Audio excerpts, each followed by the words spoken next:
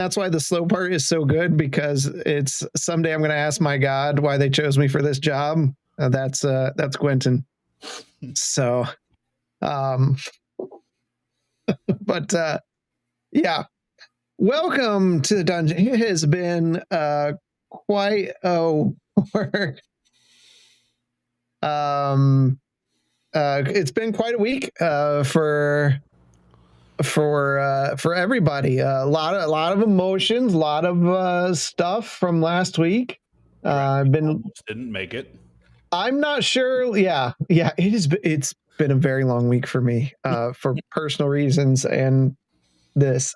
Because Mike and Jeff were going to stop by your house, like a bunch of. I mean, to be honest, little thumb breakers.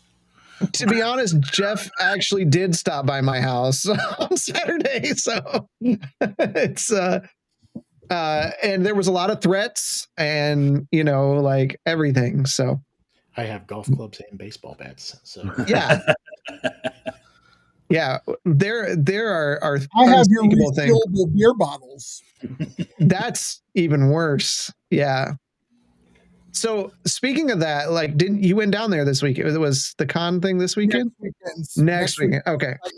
Yep. Did you try any of the beer that was yours? Not yet, because I'm planning on just inviting the whole Harbinger Studios team up, and we're going to crack them all together. There you go.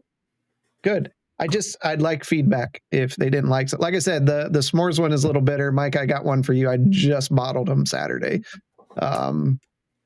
But it's got like that. If you ever eat, like, I know there's a lot of people that aren't like me. I like really bitter dark chocolate, like 80-90%.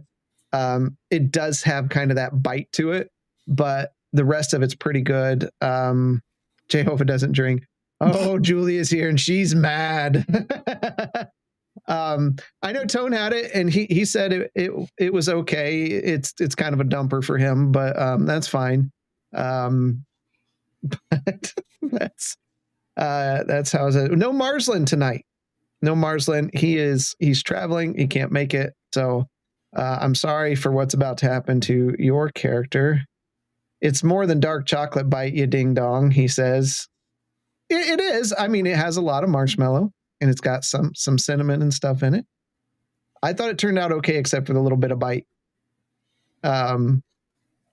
It's kind of a weird bite, and I know what caused it. It's just misinformation from the internet. So, what does Tone know about good taste? He just had me and Mike on a live stream last night. Like, I know. I haven't had a chance to watch it, so no spoilers yet. I did. It went well. I did. I mean, I'm saying I messed it up. I said that if you would listen, that's Tone's problem. He just doesn't listen. He just talks. Did you experience that last night? Like, it happens. He can't get a word in. I know.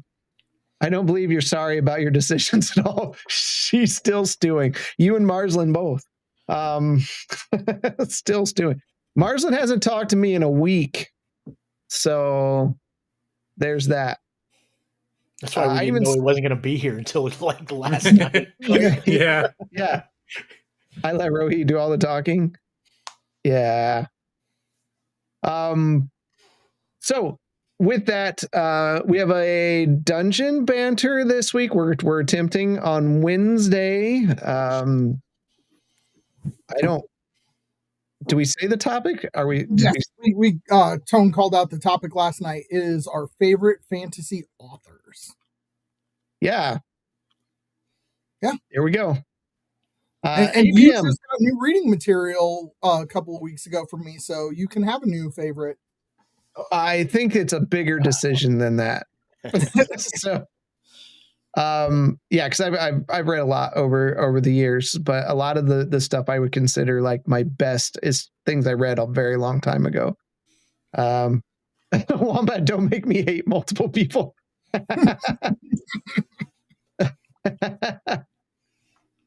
Oh boy. Yeah, no, emotional week from like personally things going on. Like the Bengals pulled out a miraculous win over the Steelers, and I always love watching the Steelers lose, just in general. So yeah, right. Bishop gets to laugh because he has a Steelers fan in his home. I'm sure there was no swearing at all. It's just it's good when football's during kiddos' bedtime. I will say, but the yelling goes away. Because I know you were watching the game. Like I felt, and I'm biased, but I felt like the game was called pretty fairly between both sides. Like I didn't have a lot of complaints. There were some that me and you talked about that were kind of BS, but like for the most part. Yeah. So watching that on Thursday, and then watching the Chiefs game yesterday, and knowing two different stories. Chiefs fan, I only watched it because it was the only game that I had on the TV where we're at. Yeah, that was ridiculous. You cannot tell me that the refs aren't still for the Chiefs. Yeah. Yeah. Oh yeah. But Mr. Deceased Character, how was your week? It was a little sad, but that's right. Other than losing poor Annex, I did end up taking some friends to Universal Studios, and that was very enjoyable. While we were there, we did see all of the haunted horror stuff, but I'm a big chicken, and I did not want to see a big gore fest, so I decided against it. Although I was interested in seeing what they were going to do with Fallout. That would be cool. But I didn't see the others. Yeah, Universal's Halloween, like everything else. Mm-hmm. Universal's Halloween Horror Nights is top tier for Haunted House, from what I understand. So I have friends and family that go down every year. When you're leaving at like Universal at 6-7 o'clock, and there are just swarms of people flooding in, because that's when the horror stuff starts. And I mean they're coming in droves. It's very popular. Did you get to check out the Dark Universe stuff? Because I'm super interested in that. It is very good. It like that Epic Universe is some of the best work I've ever seen. Looks amazing. I would encourage anyone, if you're going to go there, like reach out to me at the first, and I'll give you a breakdown of what you should do first, because it's all going to depend on the stay. If you're just coming down for one day because you're weird, then do Epic. But if you're going to come down for multiple days, then you do Epic last, because it will sully the rest of the parks. All the parks are good. Epic is far beyond, like just above and beyond what the others are. Someday we'll get Fanboy Tone off his Disney kick and half-ass beer review, because they're both Disney adults, and have them try Universal. I think Universal hands down are just better parks. I like all of them. So I haven't been to the front end of Disney, but for business, I've been in the back end. Very good on the back end. Yeah, I just haven't participated in the front end. Yeah, I've actually been on that backside of them too. All the businesses in the back. It is in the back, right behind like Space Mountain. Oddly enough, I think we went to the same exact facility, by the way. Yeah, I'm sure we have. I'm going to Universal, but you are a weirdo, Drastin. Okay. I'll take irrelevant statements for 200, Alex. I don't see the chat inside of sometimes you have to pick the comments thing at the top. There's like tabs at the top. Okay. Is there? And then you can see that stuff. Oh, he clicked the wrong button.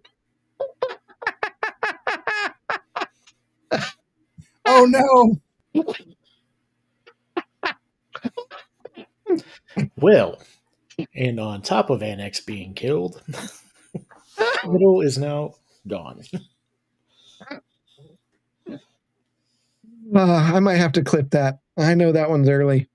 All right. Anyways, anyone got anything else? I know Gwenton and Bishop, you both been playing Ghost of Yotai or Yote. Oh, I can't hear you, Gwenton. Sorry, I was muted. I haven't played Yotai yet. I just simply unboxed a masterpiece that is the collector's edition. Okay. Yeah, that mask is nice. That mask is amazing. Yeah, it's sturdy. I'm 58 hours in on it. So hopefully they get some DLC in quick. Legends is coming back next year. Not quick enough. I know, but they've already said that Legends is coming back. So there he is. You clicked the wrong tab. I did click the wrong tab because there was nothing on the left. It was just like two options: Shadow Spark Chronicles and EV Mew. Yeah, it's like the center of the screen. There's a little arrow. Oh, was it? Okay, I must have missed that. And I was like, oh, well, that was comical. I got a great laugh. So, all right. Got some interesting stuff to get through tonight. And without further ado, let's get into the dungeon.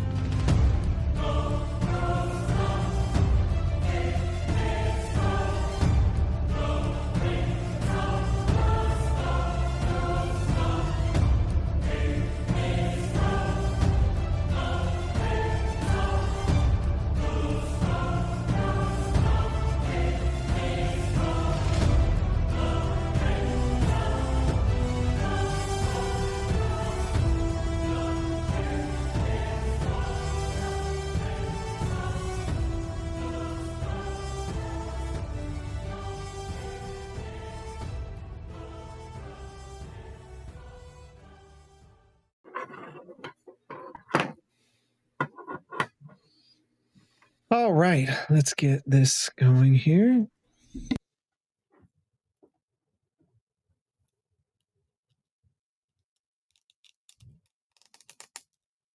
Pretty sure I had. There it is. Last week, with the Light Unsparkers, they found the ley line. And after purging the gauntlets of tranquility of their evil, a shadowy creature came out, attacking Annex. The creature then was taunted by Justinian to bring it over there, and it brought it over there. Losing Justinian in the battle, plunging its blade through his chest, Justinian's life left his eyes. But Gwynton quickly turned and called his soul back to his body. After the fight was over and the wounds were taken care of, the party teleported back to the ship. Bishop remained on the ship while the rest waited for their time in the chamber. As Marsland and... Got one thing here. As Marsland, Justinian, and Anaximander stood before the new King Azaldolf Silverleaf and Colton Frost, they received payment for the crystals they gathered. Then, with a turn of fate, were accused of dark dealing, and Colton, reaching his hand forward, turned Anaximander's body to dust, his armor crashing down onto the floor, to the shock of Justinian, Marsland, and Gwynton. And that is where we pick up tonight. Colton steps away as you can feel the tenseness from the guards around you. And he just holds out a hand forward to the armor of Annex.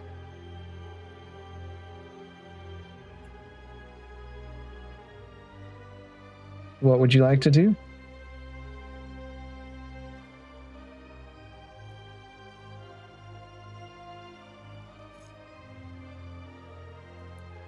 King Azaldolf, Is this really your will, your intent for us?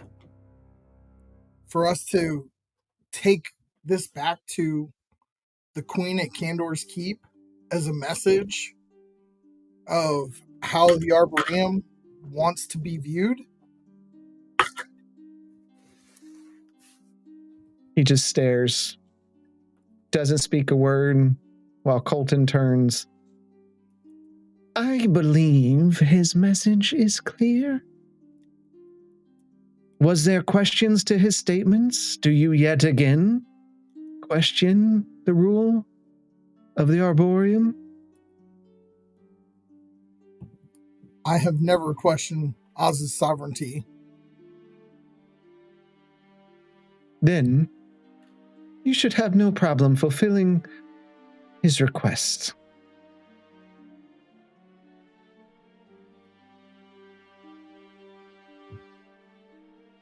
I lean down and I open my bag of holding. I strap Annex's mace to myself. Okay. As opposed to putting it in the bag.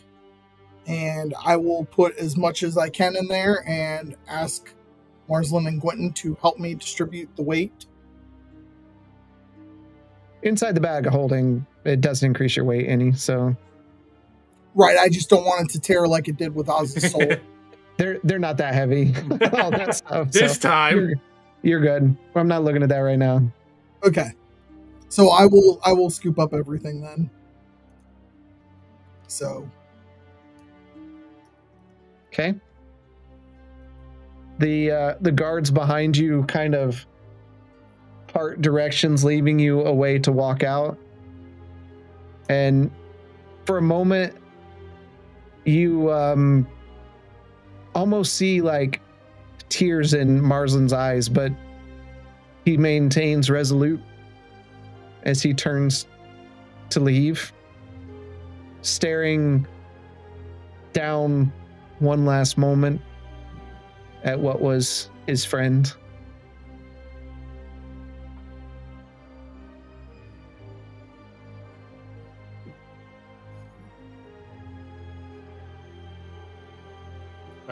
My eyes are gonna linger on Oz and then Colton before I walk out. Okay. That leaves you, Justinian. I'm the one collecting everything while they're standing around. Yeah. So yeah, you got everything. As soon as I've collected everything, I look up at Annex and Colton because I imagine Colton is now standing next to Annex again. Oz, yeah, my bad. Yes. Oz is standing next to Colton again, and I say, Your Majesty, what you say is beyond approach, especially in your own realm. I did not see any one of our party corrupt your gems, and if we mistakenly did something, I apologize. We should not have allowed Annex to recruit. We should have been more aware of what he was doing. But we have never wished any ill intent on the Arboreum, especially myself. Arboreum. And with that, I will bow and I will start to walk out. Unless they say something to me. You just see Oz as you bow. He nods forward at you, but doesn't speak. So I start walking out. The three of you gather outside the door of the main Sumalan tree. Where would you like to go from here?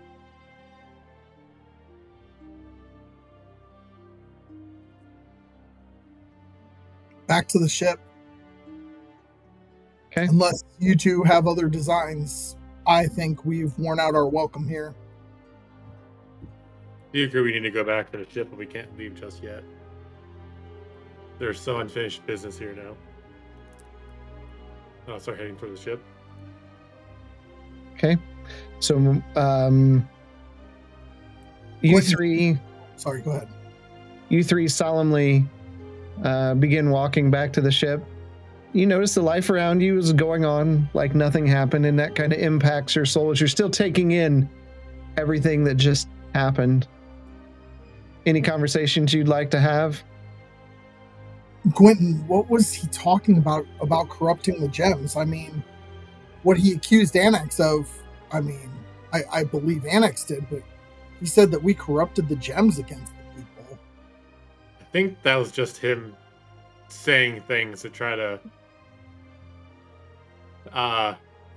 So when they did what they did to Annex, it would seem more they were protecting the Arboreum instead of just, oh, they screwed up something. It was us who screwed it up.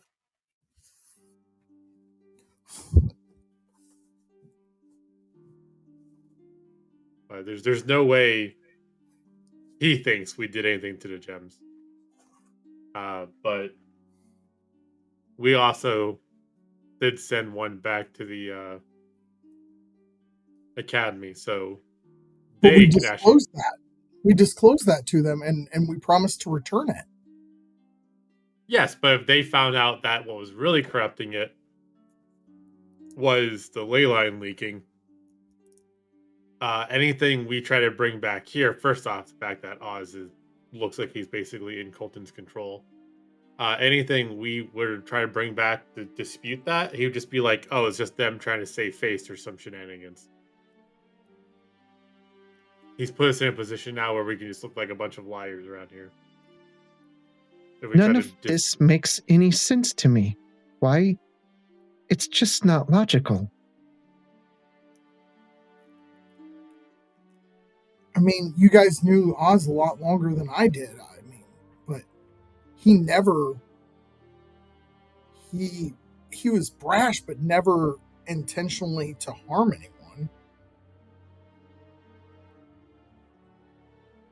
This isn't something I think he would just do unless he had his back against the wall already. Especially because he knows what we were trying to do the entire time he was with us. And I highly doubt he thinks we are also trying to take over his town.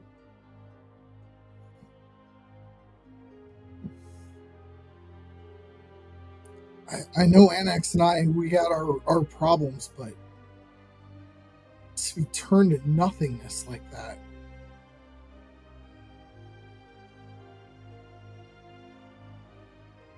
It's so inhumane. It is. And like you mentioned earlier, I don't think this is going to send a proper message to Queen. If anything, it might just insurrect problems between them more.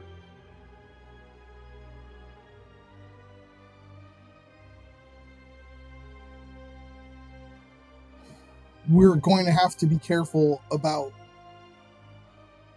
Bishop. This might be the thing that throws him over the edge. I know Bishop absolutely hates Colton. But also, if we talk about, let him know what we felt like was happening to Oz, that we don't think Oz was fully in control. He also suspected, if I'm remembering right, he suspected that Colton might have had a way to control Oz anyway. We just need to be thoughtful in our next steps. And remember that now we have to carry on Annex's legacy.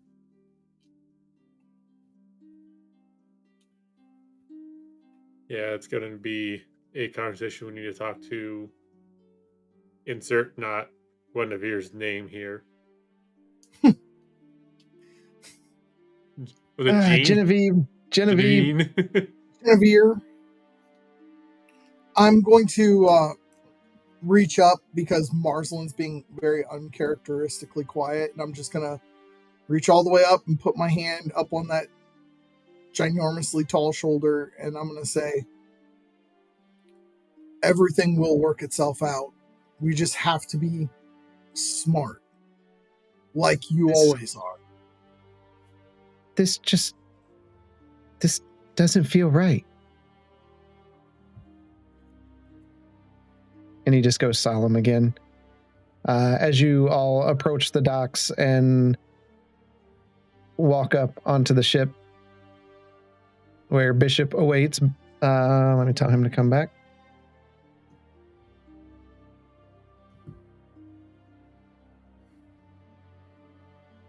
He would see that giant ass ball like sticking Strapped off to your the back. Right, So- strapped so- to the back.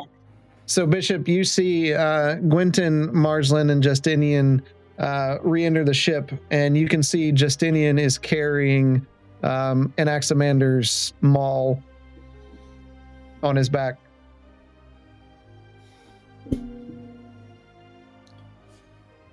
It seems you are down, someone. That is slightly an understatement.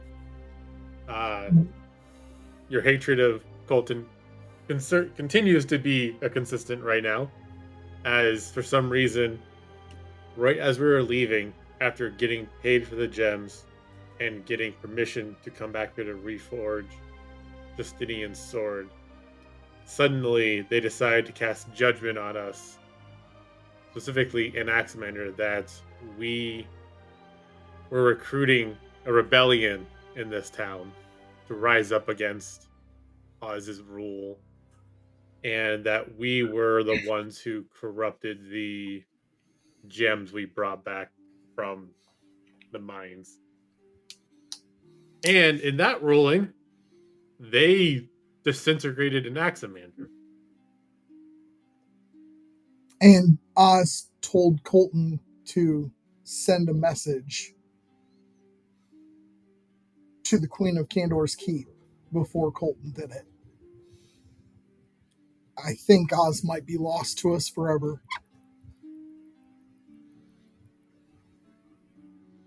I don't necessarily think Oz is completely lost to us forever, because right after Colton was done with Anaximander, Oz did reach out to me saying, "I feel you are so close. I'm sorry for what I did. Find me. It's so dark." What? While we were standing in the throne room? Yes, right after the disintegration was done, he sent that. But that's not something. Sorry, go ahead. An ascending spell, or Unless there's more ways than one to talk into my head.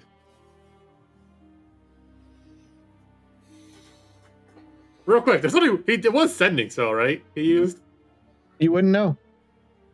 God damn. I don't know. I'm assuming it's a sending spell. It was right to me, but he never answered back when I thought to respond like I typically would in a sending spell. And when I tried using a sending spell to reach back out to him, he never responded. Bishop, they had dozens of mages, guards, and frost reavers waiting for us in that room. Dozens of them.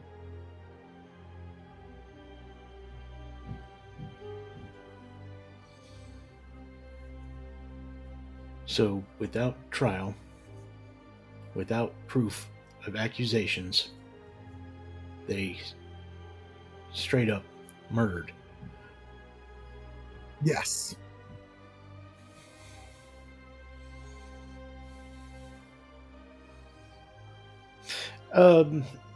Dresden, was that a permanent thing for my eyes? Yeah, they're red. So they're there's constantly forever red? now. Okay. Hmm.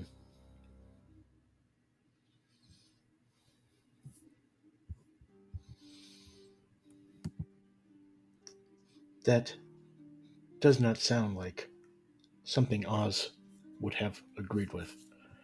The Oz we knew. I agree, considering he sacrificed his freedom to get Colton to give us a ride on his airship to try to save all of us and the Isles. Um, I would like to at least explore an avenue that we heard. Justine, I believe you and I are the ones who heard it last night in the inn about someone who opposes Colton.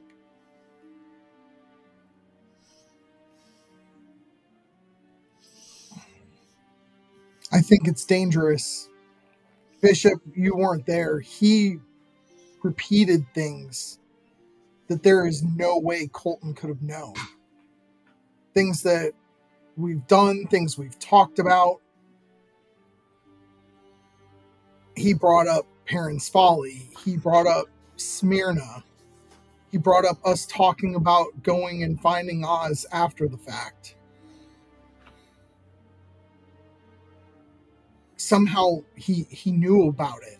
He's known every step we've taken since we've parted ways with him. If we're going to do this, I think the best avenue is to approach Oz first, if we can get around Colton before we go stirring up more trouble in this town.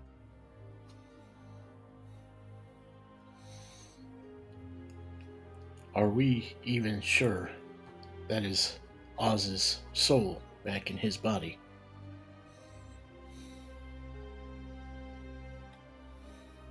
I've never heard Oz speak like that, but I didn't know him as long as Gwenton and Marsland. It didn't sound like the Oz that I knew, the one that jokingly told me that I was welcome the first time you guys ran into me. The one that played with a deck of cards all willy-nilly and wound up causing himself great fortune and misfortune. There was something different about him this time, Bishop.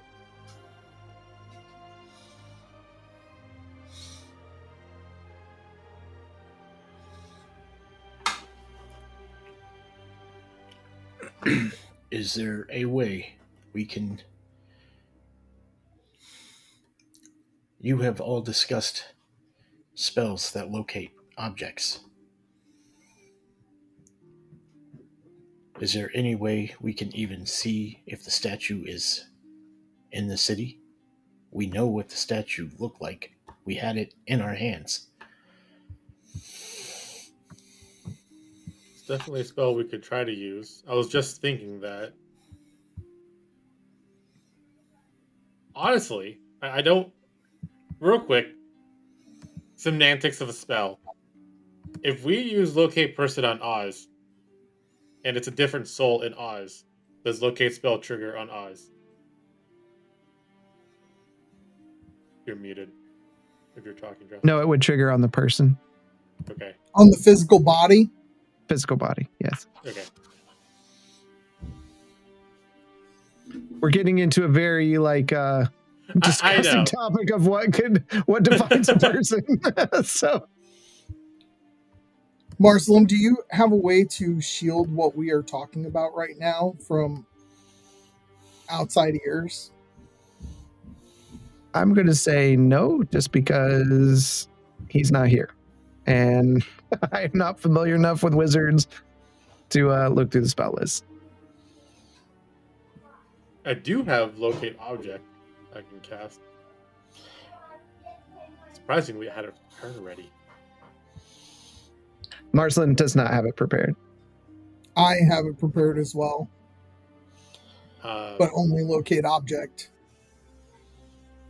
Yeah, Locate Object's the one I have, but like you said, if Locate Person, when it's also, yeah.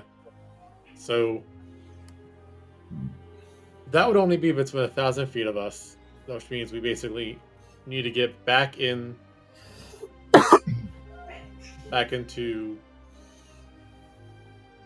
that where we just were, to see if it's anywhere on the grounds, or go find out where they throw their trash. Right, but who knows how long he's had Oz back? It's been a year. No, it hasn't. What's that? It's only been like 7 or 8 months. Since we left Oz, we were gone for 6 months just in that one Yeah, I know. encounter, and then we were gone for another month just doing the Yargish to the island to get the Brindle Star back. So that's 7 right there. Yeah. But anyways, I mean, I know what you mean. That we're arguing over time. Like, time's a construct. Apparently, it can move very quickly. Depending on how it works, it could be he still has the object, and he's using it to only allow parts of Oz. I don't know if there's a magic to allowing parts of Oz's soul to out.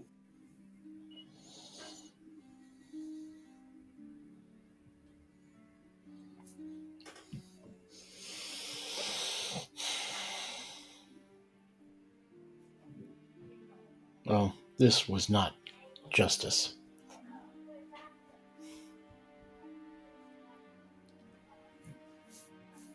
I would agree. They only said it was just because he tried to recruit people, as he has been everywhere we've gone, to help with what's coming to. Do we know how successful that even was? Like, No. He didn't tell us anything about that. No. Okay. He did not mention any of that.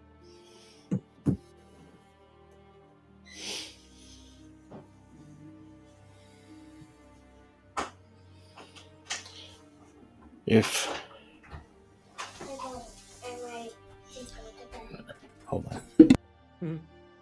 on. I forget, Drassen. Did we say that we would have heard who Presidian is just by being in the tavern? Yes, for a while? you know he's the guy that runs the tavern that served you drinks and food and Yep, the tavern, not the inn.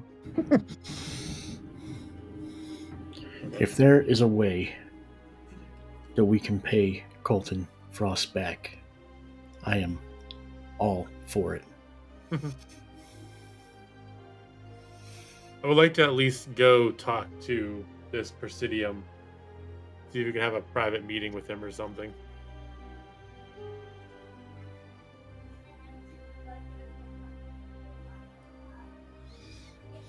I will go with you if you go, Quentin.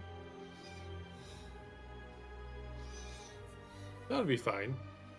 I don't know if we want to have too many walking around. And if we are able to have a meeting with him, I can always use a setting stone to update people.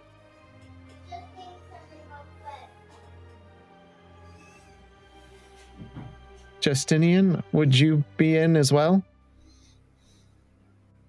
No.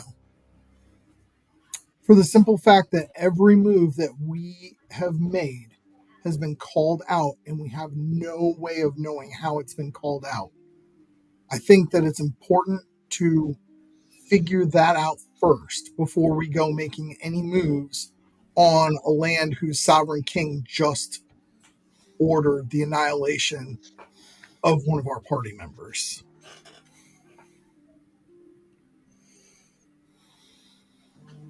Quentin, your thoughts? Or should we just go? I'm not saying go. I'm saying we need to figure this out. We have to start thinking strategically.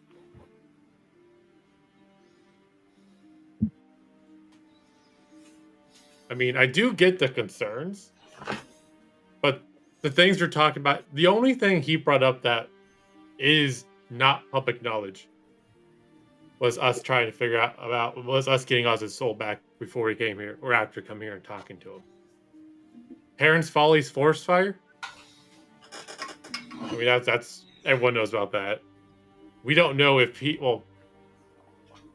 I'm sure that the priest at that church would be on good terms with Colton, considering how he was with us.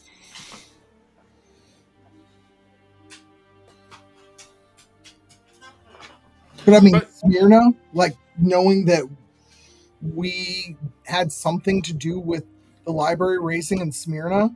That's not public knowledge. Very few people know that we did that. Are you sure, though? A library rised up. 5 people, including a blue man, a guy with antlers, and a robot walked out of it. I'm sure people talk, and I'm sure that's more. He was able to connect any dots if he had anyone stationed there. What do you think, Bishop? Colton Frost has had it out for us since the beginning. Ever since Oz showed himself after years of hiding. We were a threat to him from the beginning.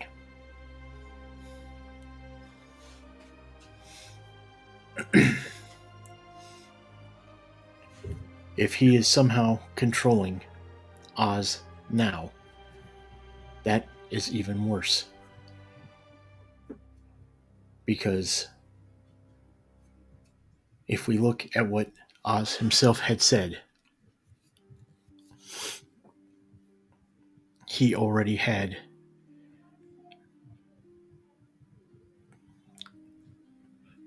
theories on what Colton did to his parents. If what Ogobogo told him was true, Frost has been planning on taking over the Arboreum for decades.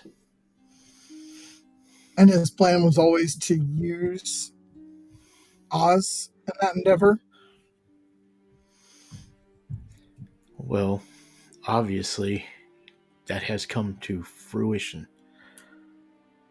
Oz is back and in charge. Quotation marks.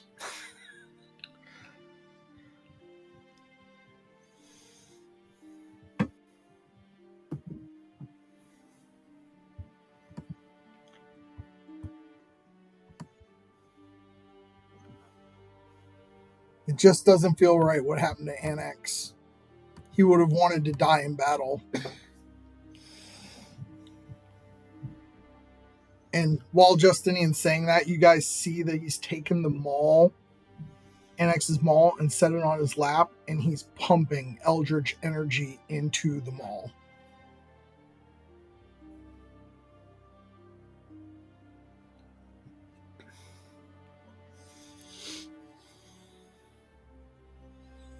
If we're going to stay here and we're going to fight this fight,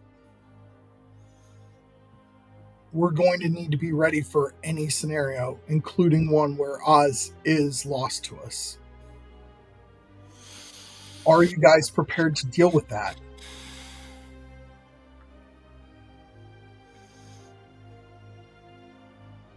I mean, if Oz is truly lost, and I mean lost as in he's there, and these are his decisions of his own free will. At least he's back on our plane and not just under control of somebody else.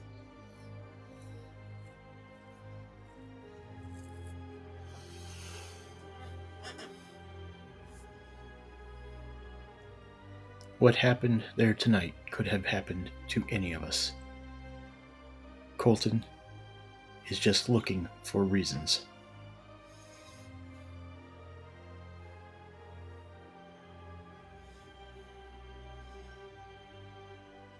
Like I said earlier, Justinian, I do understand you're worrying about him spying on us, because him knowing that we were talking about going back to get Oz's soul is very suspicious that he has absolutely no reason to know. Because we talked about that on The trip our here. ship, yeah. So that was literally Actually, like, it was before we left. We were discussing that back at the house. were we? Okay. Yeah. Heck, maybe Aunt Gemma is a spy. Is there anything of Oz's in the old house? Any of his trinkets or belongings? I think he had it all on him. Considering the guy wore Thanks. I don't know if anything was there.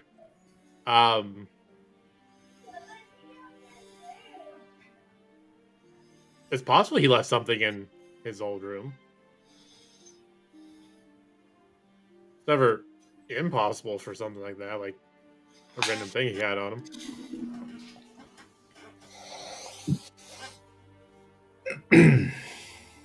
I do not care if this destroys our chance of reforging Birchwood Blade.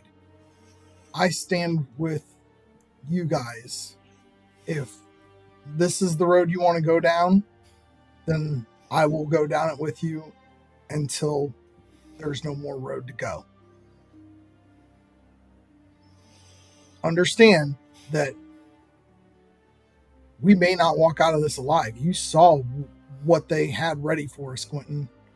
If Oz's message was a ploy to get us to stay, if Colton is spying on us, there is a good chance that we do not get to walk away with this without blood on our hands, if at all.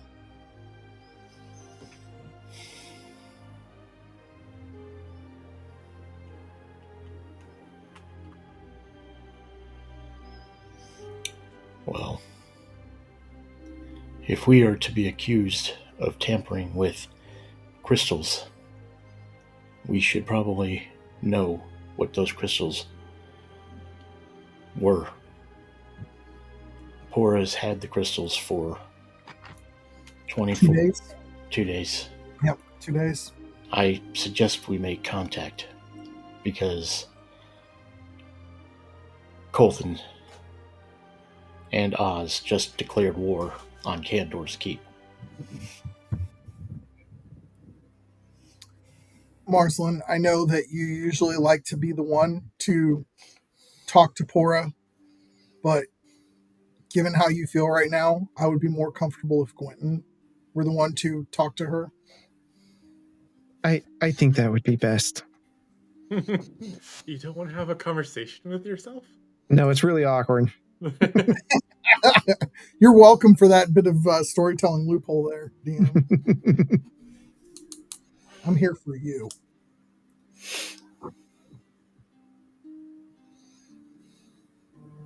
What time of day is it? It's morning. Is it? Okay.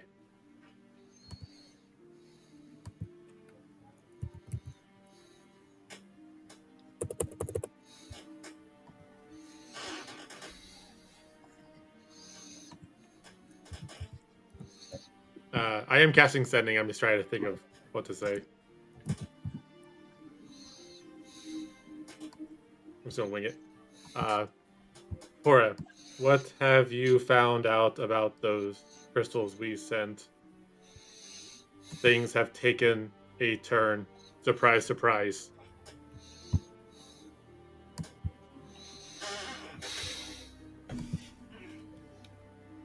And more... Hang on, no, sorry, yeah. And more information for us would be beneficial. I think it's like 20.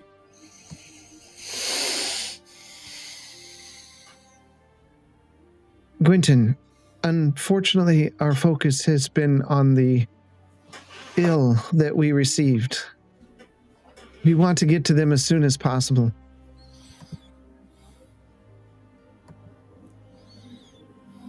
Okay, so I'll cast another sending to her.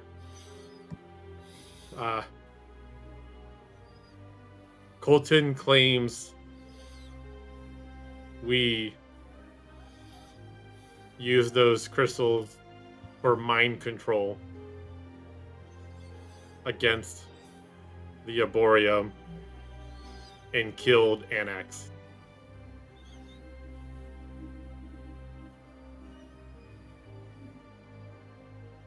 Is that it? Yeah. Okay. That is extremely concerning.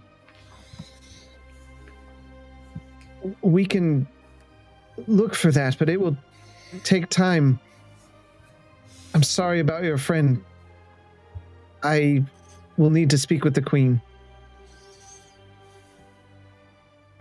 So, and this is to the group. They've been focusing on healing the sick that we sent. They haven't had time to look into the crystals. I mentioned that Colton claims we used some type of corruption. I didn't say corruption, though, to cause mind control with these to try to take over the Arboreum. She is going to look into this and talk to the Queen. And for urgency, I did tell her that Colton killed Annex.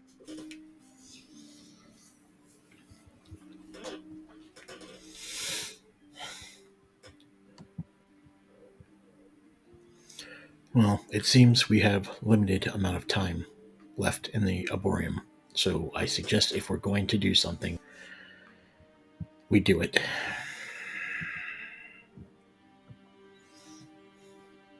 I can start with just going to find Presidium alone, just to see if it's even willing to meet us. I don't suggest anyone go anywhere on their own. I will go with him. I also think, however, for now, us removing our light unsparker blocks wouldn't hurt. Make it less easy to spot. I don't know if we should go that far. We should maintain honor amongst our own. We didn't do anything wrong here. No, but I'm sure that Colton has all of his lackeys keeping an eye out for our robes. I look down and mine's already gone. Mine Tattered. got and battered in battle. But I'll take my my whatever I had off. I forget what it was now. I'll put it in the bag of holding. Okay. Marsland reluctantly takes his off and puts it into the bag of holding.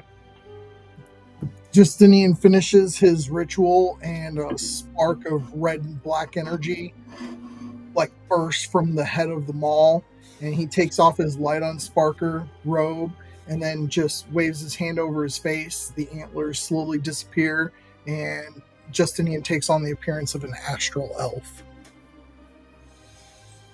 Okay.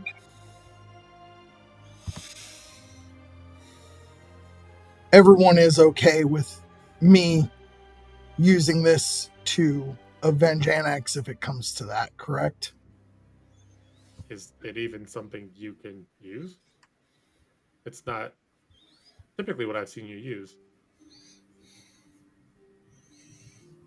We do... yes, I can use it. Okay. It's Marshall. I mean, if it comes down to it, who am I to tell you no, you can't use an item? Does anyone want to use my longsword while I'm using this? Nope. Pretty sure that longsword is as tall as I am, so I'd have to pass on that one. Which is funny because it's only a dagger to Marsland. So.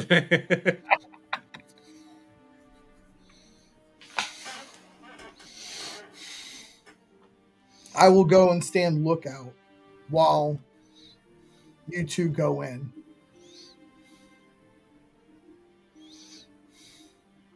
I'll use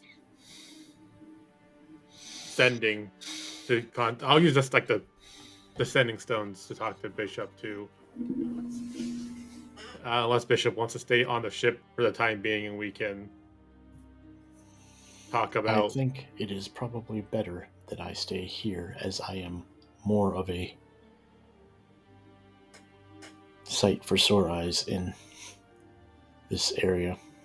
I mean, you would be for sure. Actually, if I'm being completely honest, I'm pretty sure another person who's very easy to spot is Marsland. Because have we seen any Voldolkin here? No. Yeah, we sure have. We've seen one of them. Marsland's mom. Oh, Jesus. that wasn't here. She's in the mines.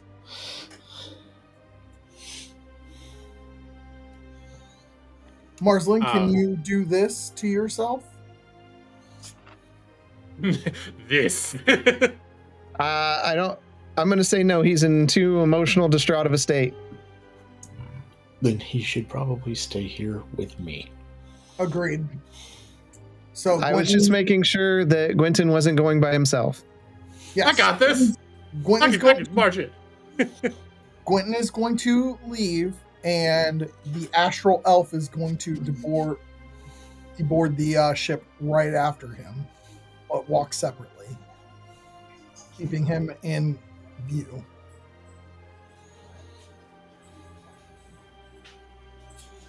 Okay, I will. Okay. I'll keep everyone posted though, as depending on what I find out. I guess I will just stay here with Bishop. Justinian, I guess I won't be seeing you.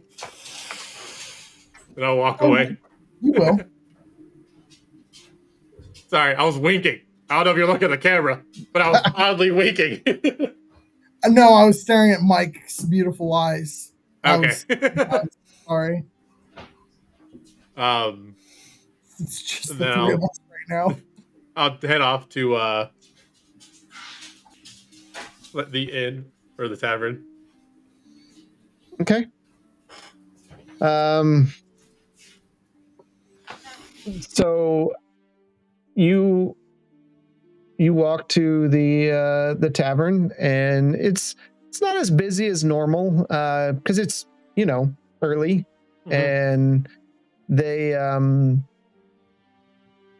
just kind of look up at you, and they don't care that you're there, and you can see Presidium there. You just kind of wiping the counter.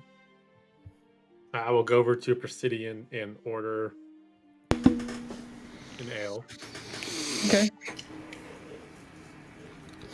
And he's, welcome again. Let me get that for you. And he grabs it and slides over.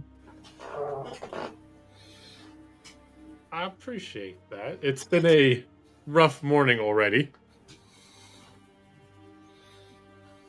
Oh, tell me.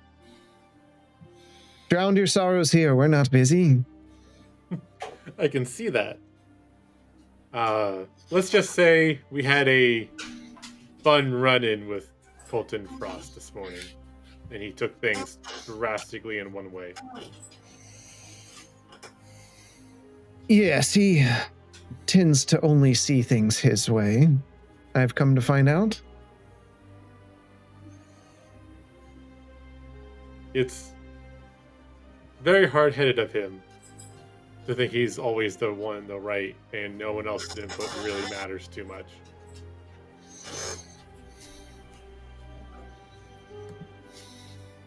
Yes. Let's just say I've had history myself. So I've heard. People like to gossip after all.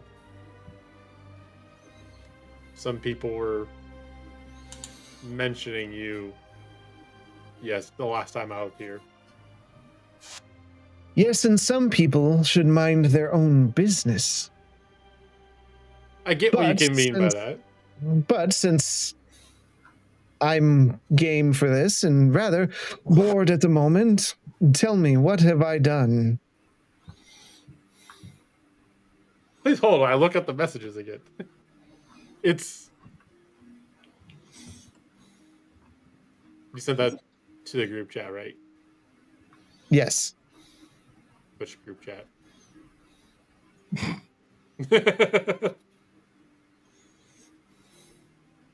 I found it. Well, I mostly heard that you used to be his right-hand man back when he needed friends more than soldiers. Yes, there was a time when he didn't have the authority that he does now, especially under the new king. But some people go too far in things they do. Frost completely sounds like that type of person. But when did the new king come back and take rule? About a month ago? I'm surprised that news didn't make it to Kandor's Keep. Unfortunately, me and my friends are constantly on the move. And up until a week ago, we were in Mechanus. And unfortunately, a lot happened while we were in Mechanus.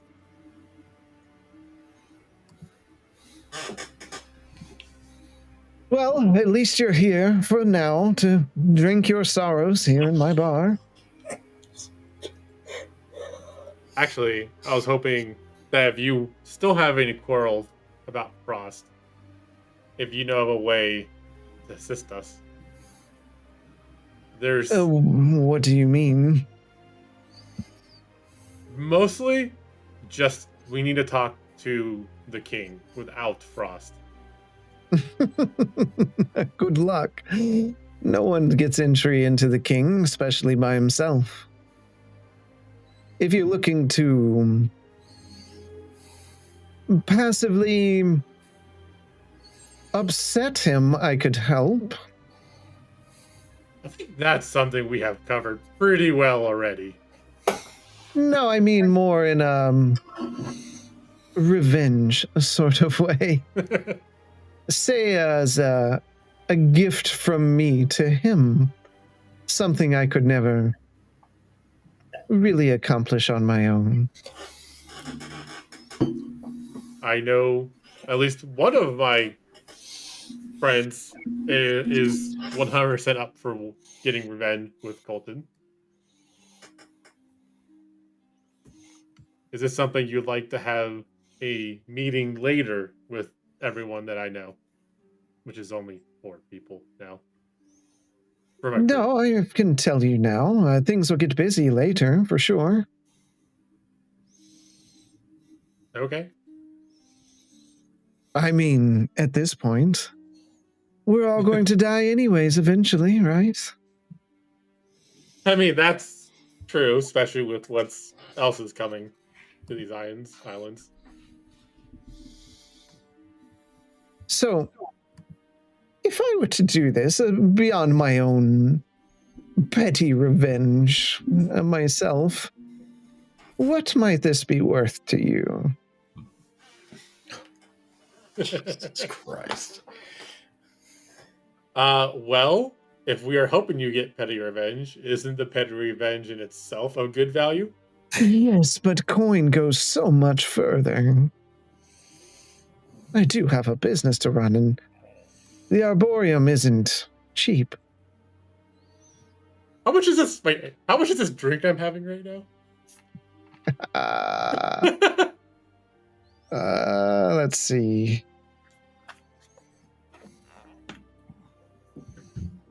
BRB. It's 5 gold a glass. Is it like the best damn ale ever?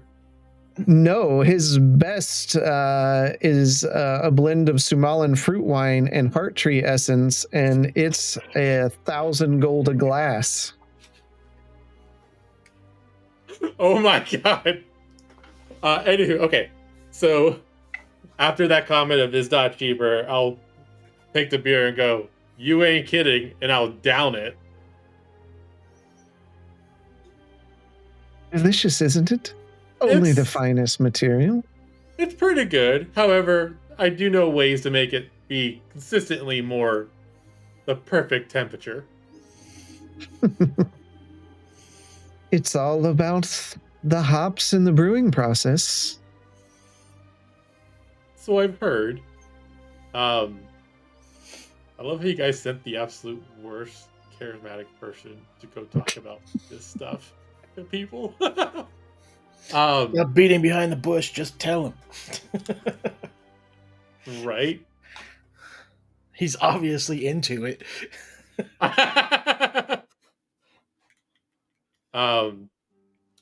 It's like, well, I guess the price for the petty revenge will depend on what the petty revenge is. Oh, trust me. What I know, no one else knows.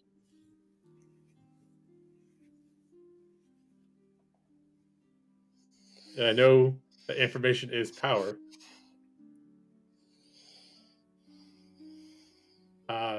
I'll slide over.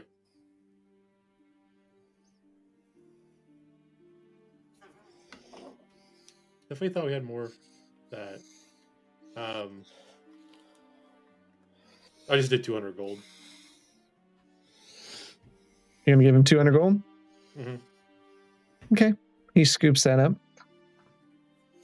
Well, my friend, what if I were to tell you I know where Colton Frost keeps his personal possessions? That would most likely come very much in handy. Yes, all his most valuable items and things he wants to keep out of, let's say, the public. And it would just be a gosh darn shame if that became out to the public, wouldn't it? Yes, and to know more, he rarely goes there anymore. So if someone were to go there and say, liberate him of some of his belongings, it would be quite a shame. I would agree with that. Now, where is this location?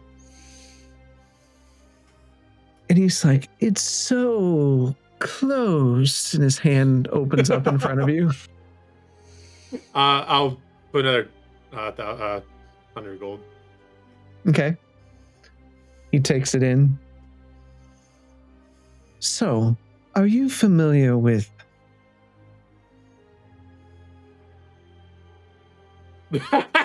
No, if you're not, I'm definitely not. Are you familiar with Frasian Amazements?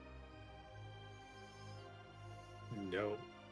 It sells exotic pets. Do we know where? You've seen the Marthling? sign for it. Okay. Yeah. Okay, I do actually know where that's at. A friend of mine got something there. Yes, so the door itself is hidden under a fake stone path behind the building. Those with magical inclination will reveal its location. Simply touching the stone at each corner opens it up for your own personal enjoyment. Just one person touches each stone? Yes.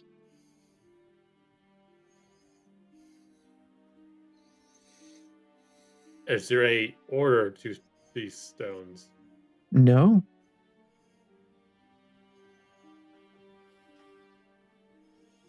Do they always go to the same spot, no matter how the order you push them or touch them? Has someone wronged you in a previous life? Have you maybe some severe trauma that you've experienced in certain places? It's 4 stones. You press the stones and enter within. All I'm going to say is I don't know about your past, good sir, but I have been into doors one too many times that neither push, nor pull, nor drop, nor lift. Oh, I'm The door I'm sure this will be much easier than those, but I'd love to hear your tales sometime. It's as far as your comment about who wronged me in the past life, that is something I still need to bring up with my god, because I feel like I really screwed somebody's pooch in the past life.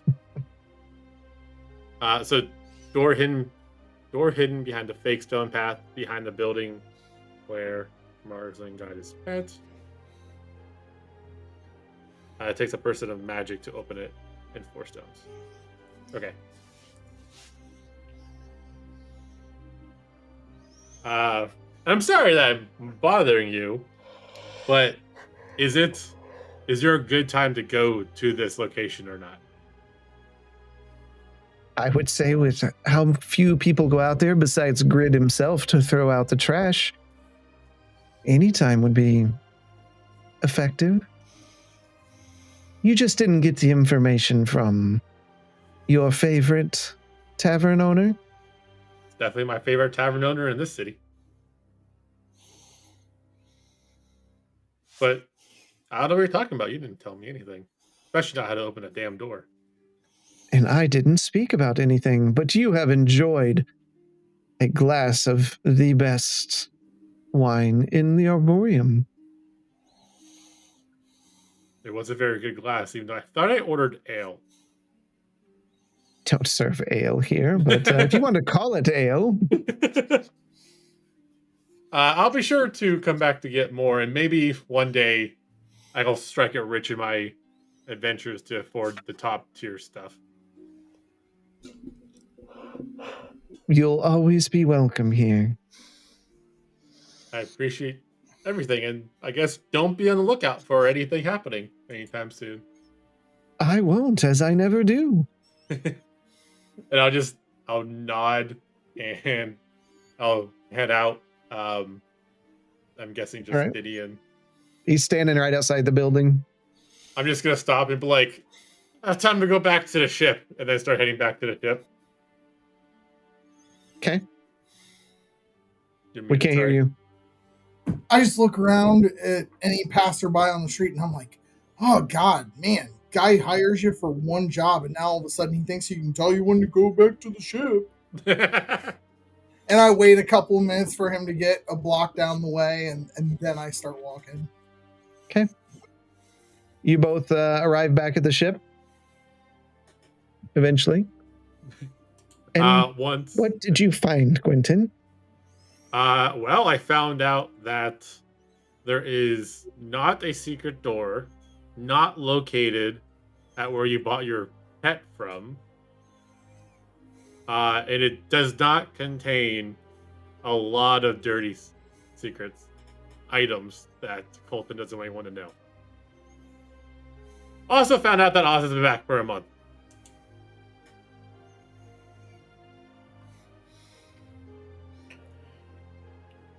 So we know where Colton keeps his dirty little secrets. Yes. Per the information, it's a hidden door along the fake stone path behind the building. And it takes a person of magic to open it by touching 4 stones. And then when I proceeded to ask him about any orders of those stones, he questioned my life choices for the most part. Did he say 4 stones? I thought he said the 4 corners of the stone. 4 stones. Oh, okay. Okay. Yeah, I interpret it as like same, right? Like there's 4 corners and there's stones.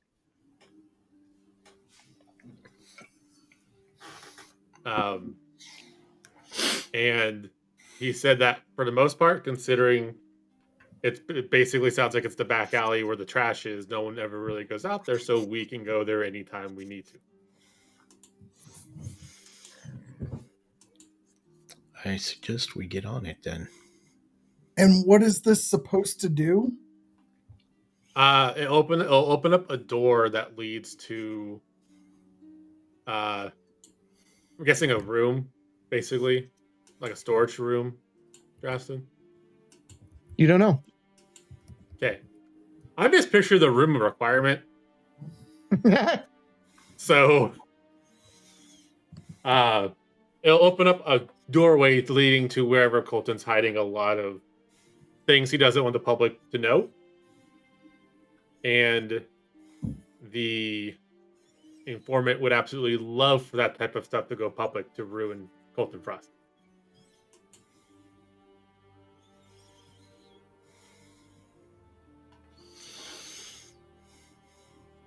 Well, we may be able to see if this is where he stashes things, what he's doing to Oz, if he's actually affecting Oz. Mm-hmm. And he also said that Frost doesn't really go there anymore, which kind of has me worried whether or not that he is having the statue that we found that had Oz's soul on it. If he kept it, if it's not just staying on him. But yeah, no, we can go anytime. We'll just try to stay out of the limelight. Maybe Marsden can pick up more food for Sparky. Yes, he does probably need some more food. I don't know if he eats our food or if he eats fish. Well, I know one thing. He wants whatever you're drinking. He's much too young for that. I'm not going to allow that. How old do you know? I mean, do you know how old he is? Like, I'm so confused. I'm not sure you know unless you cut them in half and count the rings. Oh my god. Marsden, I think that's a tree. Yeah, Marsden, come on, you're smarter than that. I think we should head out before this turns into a brutality episode, and we no longer have a pet.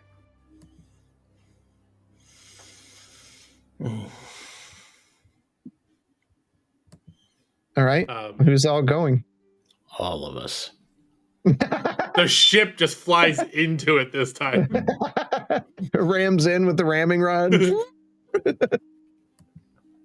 All right. Oh boy. All right. Justinian, you're in with that? Marsden is? Yep, absolutely. Okay. So you all head out. It's getting noon, early afternoon. Marsden knows exactly where the shop is. So as you get there, you can see there's some small alleyways between the buildings there. We'll make our way down the small alley while keeping a lookout for... Okay. Actually, I feel like detect magic wouldn't hurt in this situation. So you get to the back of the building, and you can see a remnant of like an old alley. You know, there's grass growing up between the stones. You can see some trash behind the building. It smells pretty raw back here in general. And Marsden cast detect magic as a ritual. So save those spell slots, right? And after 10 minutes, he's points down. Oh, I see a strange outline with 4 glowing stones. Oh, that sounds like what I heard. Do you mind pressing them? Sure. Are you sure it's not going to injure me in any capacity? Not a bit. That's not very reassuring. Would someone else like to press him so I can... I'll press him. Just point at... Tell me which ones I need to press. So he points to them all. I'll push them. You touch them. I mean, it just feels like you're touching rock. And you get to the last one, and as you touch it, the stones illuminate slightly, and then they flicker and disappear, revealing a stairway down.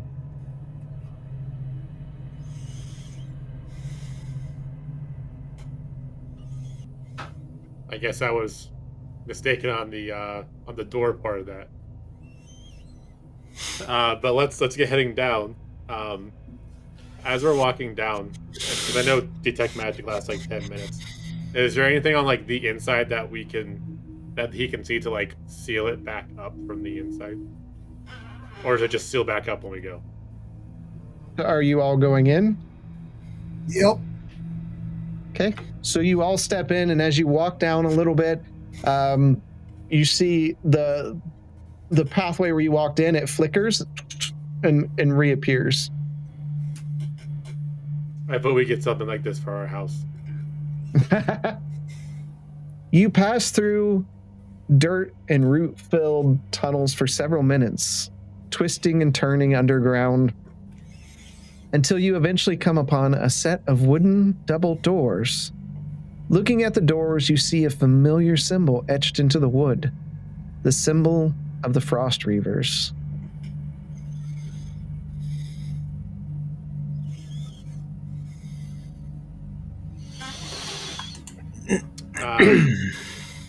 It's just a symbol, and it's just a door, right? Yeah, it is a door. I'm afraid that Marceline, is- can you check for magical traps and physical ones? Sure. Let me cast. He can do it. He'll do an Arcana check. Give me 1 second here.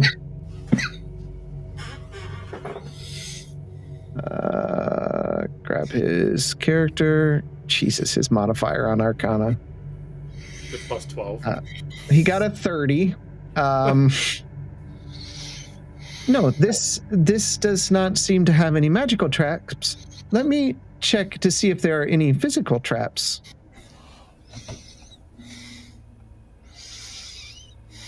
He rolled an 8.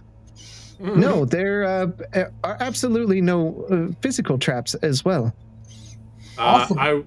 I'll open the door then, since I'm the one who is making us come down here. You open the door and step into a well-lit hallway. Ornate wooden walls and floors are a welcome sight among the warm lighting filling the halls. The gentle scent of lavender floats softly in the air. This place is comforting. Ahead, you see a hallway that turns to the north, and a set of double doors rest at the end of the hall. Let me show you what you're looking at. Oh, it's not that. Woohoo! Yeah! Here we go. TPK, baby! Ha! You fell for you idiots! There we go.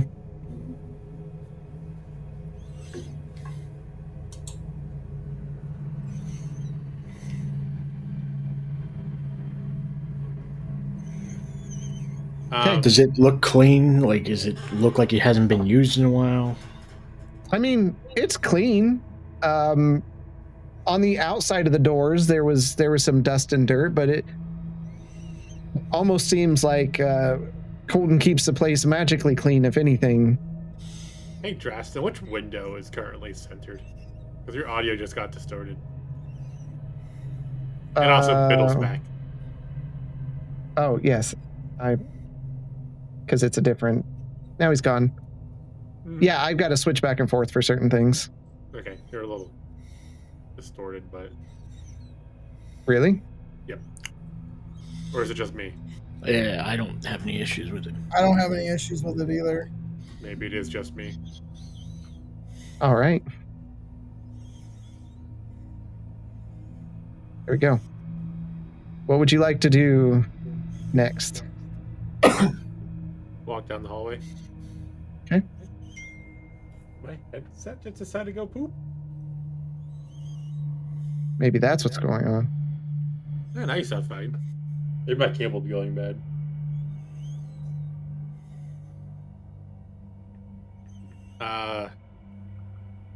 We dungeon crawling?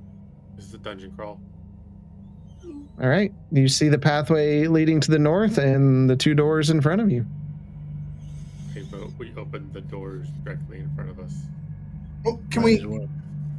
Okay. No, we don't have to. Like, What do you want to do? Yeah, I want to check every single door before we go into it. yeah. No, that's perfectly fine. I just meant like we should not bypass doors and try to. No, absolutely. right? I agree. Like, check every room as we go, but we need to check every door, both magically and mechanically. Like, this just seems like a really good deal that we just walked in on. Not a whole lot of information. I get that. Marsden, do you want to check for magical traps again? And can try to do my best to look for physical traps. You just want him using like Arcana? Yeah, that's kind of what I think Okay. will happen. Okay. Let me look. There seems to be a lot of magic in here. It seems like some magic is sealing this door. Yes. Well, you know what? I don't have like guess of that. I can cast locate object down here to see if I can find that statue. That is an option. It was something we talked about on the ship. I have no way to stop the magic on the doors. I gotta look around for like switches and levers and stuff. Levers. Okay. There, you don't see any, but you can do investigation. Okay. Oh yeah, +0 for 8. 6 for an 8. You don't see any. See nothing. Okay, I'll cast locate object on for the statue. The statue is to the north of you. Well, the statue's at least here. It is to the north of us. Do we want to try to look at the rooms as we go?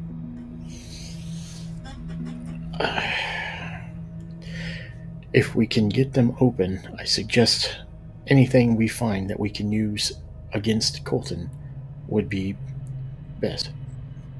These doors are wooden, by the way. They're not steel. They're not banded or anything like that. They are wooden. Real quick, if Lazelle is here, Biddle, she would just smash the door open. I mean, I have Annex's mall here.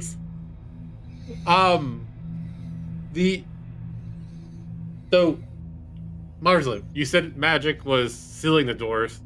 Are you able to tell if it had any way to show like an alarm, like a magical alarm on the doors? I didn't sense of an alarm, just sealed, some kind of locking mechanism or something, but there's no external lock here.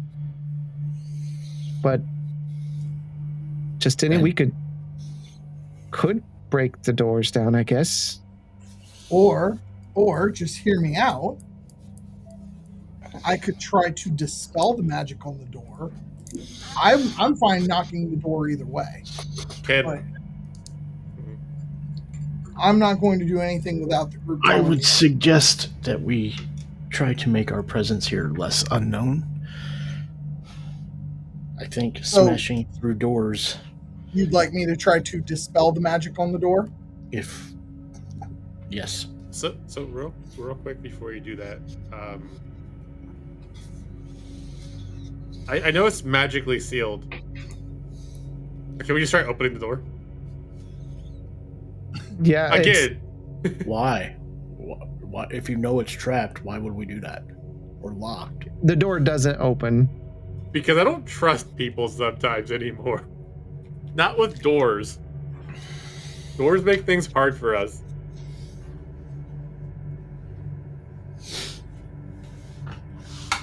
Okay.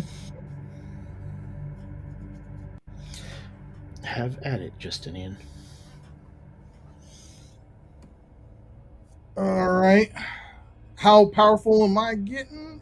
And I reach out and I focus and I cast Dispel Magic on the door. Okay. That one's not like counterspell, right? No. Okay. All right.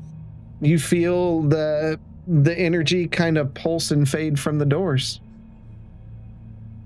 All right, guys. That took quite a bit of energy from me, but you should be able to open it now fine. So I'll go ahead and open it then. Okay.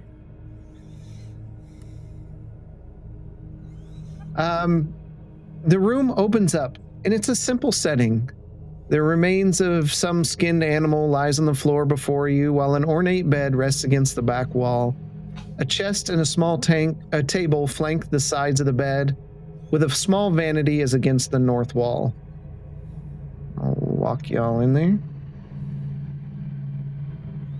So this is more than just storing things in here. Like, he slept down here at times? It seems that way. His bed is made very well.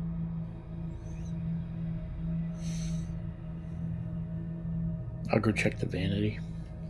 DM, is Justinian getting, like, deja vu from being down here? No. Okay.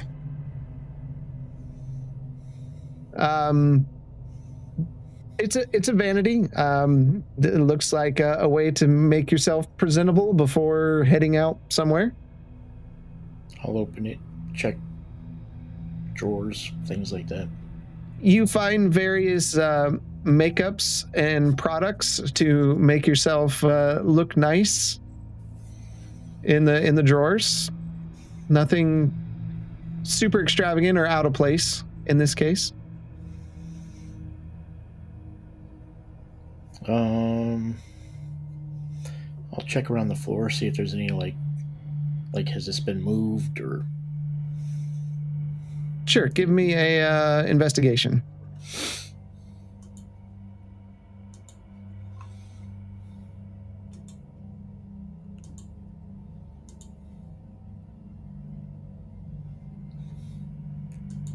That's a 7. Yeah, doesn't look like it.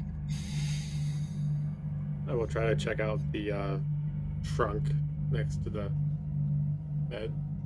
Okay. It looks like a pretty sizable chest here.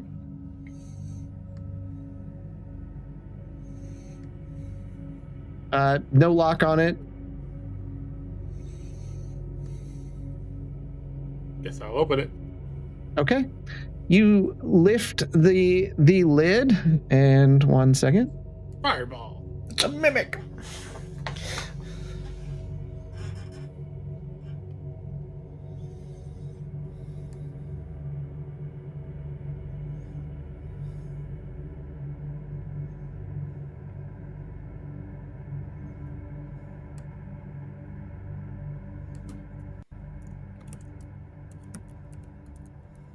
You find the real Presidium stuff in the bottom, like the chest from the fourth Harry Potter movie.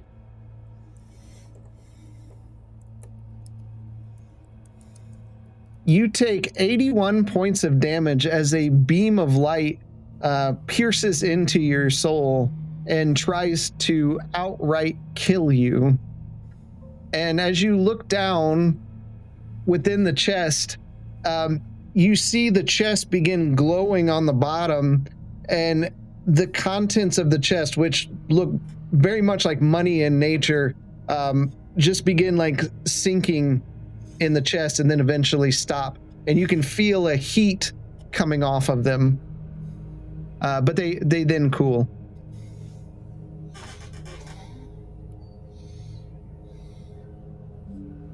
I trust nothing with anything. You say that, but you just went and opened up a chest without checking. Yeah. 100%. Why bother checking to fail? Like, I ain't gonna get anything on it. It's not like I was allowed taking levels in Rogue or anything. Well, I've set up the trap. Someone else wants to count the gold or whatever. I mean, what's in it besides the money now? That's all that was ever in it, is just money. So with the trap being triggered, you take the time and pull and extract what you can from the chest. You still remove 785 platinum, 5,537 gold, and 3,116 silver pieces. What, 5,000 and what gold? 537. Oh, 537. It was 784 plat? 785 platinum. Okay. Where are they? I'll tell you how much was in there in post. Probably life savings. wouldn't be very much.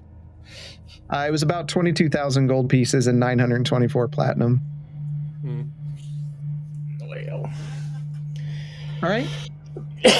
You all see Gwenton, and he's just like, his skin almost flickers with like a necrotic purple for a second as you're looking at him, and then it just kind of fades.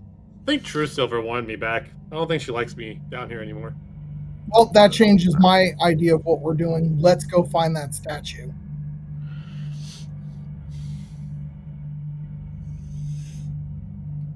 What do you mean? We obviously triggered a trap. Well, there's a good chance that came with an alarm to Colton that we're here. well, we still need to find evidence on him. The statue is not the only thing that we came down here for. So let's move on.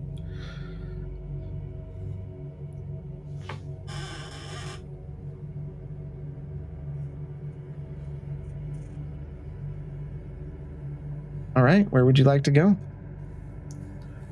I suggest we continue north. And Quentin, you might want to drink one of these. Yeah, I Yeah. got I got a couple, so You come to an intersection. There is a path that leads to the west and to the east. To the east, you see a variety of books and a desk in the back corner. Marsland feels drawn to the east, but you're fully aware of that. it's probably been more than 10 minutes, hasn't it? Yeah. Oh, yeah. My locate object isn't on anymore, but the last it was North. was north. I can recast it again. Well, it just said straight north, right? It didn't win like northeast, northwest. No, it was just straight north. Yep.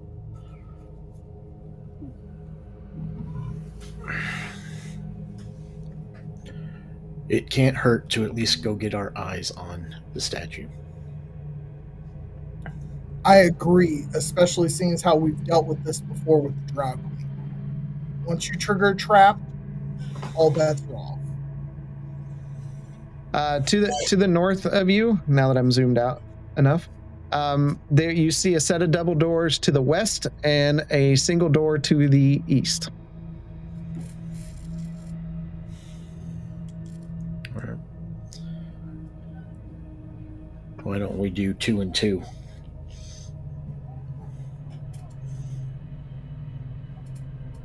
Quentin, Marsland, take the double doors. Justinian, Bishop, take the single door. Sure. Okay. I cast Detect Magic on myself. Okay. All right.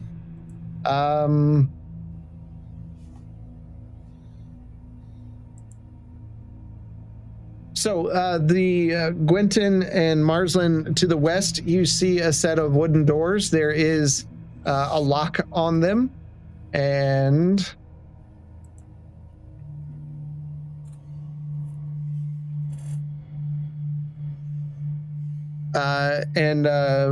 Bishop and Justinian, you see a metal door with no lock on it that seems to be fairly sealed. You've seen things like this where the doors slide to the side or up or something like that. This seemed to be maybe a higher security area. Do I see magic coming off of this door? You do not. Is there anything on the walls next to it, on the door itself, the frame? Nope.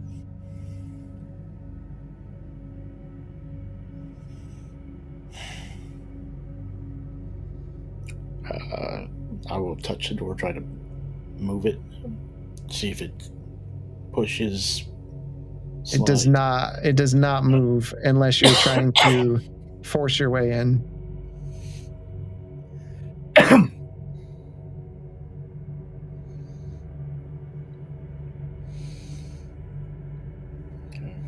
Quentin, did you say which way the statue was? The last I knew when we were at the bottom was just north. True north, okay. But that's thinking about where we are now versus where we were when I casted that. It would be probably the room you guys are going in.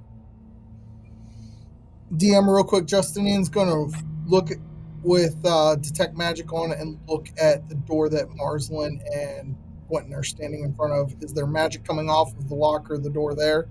Nope, just a door. There's no magic on that door or this door. Bishop, do you want my help trying to pry this door open? Yeah, let's try to force it open. Awesome. I'm going to give him the help action. Okay. Give me a strength check.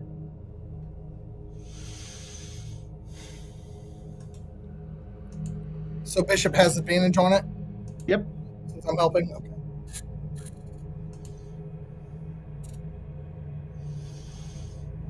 The natural 20. Yeah, Four. boy.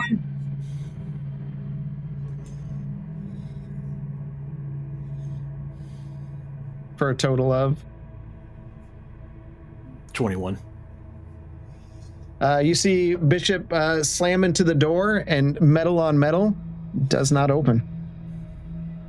Shit.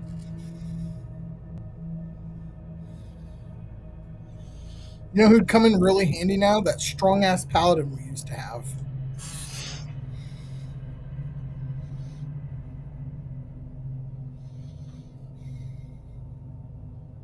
Can I tell if it did anything?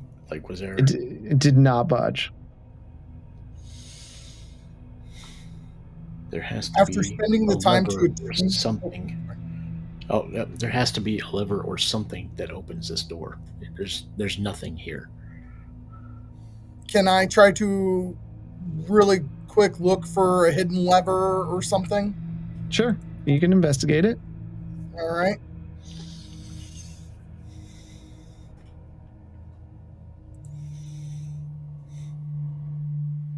$19. Yeah, you don't find sorry. anything. Is that a candle on the wall there? Yep. I rip it off. Okay. You rip it off and throw it on the ground. Stomps on it a couple times, throwing his little robot tantrum. It gets a little darker in that corner. Did taking the time to attune to the mall, does that tell me what it does? Do I know how powerful this thing is? I mean, I would guess, but I don't think you spent an hour on it. You did. You were, yeah, you were there for a couple minutes before everybody left.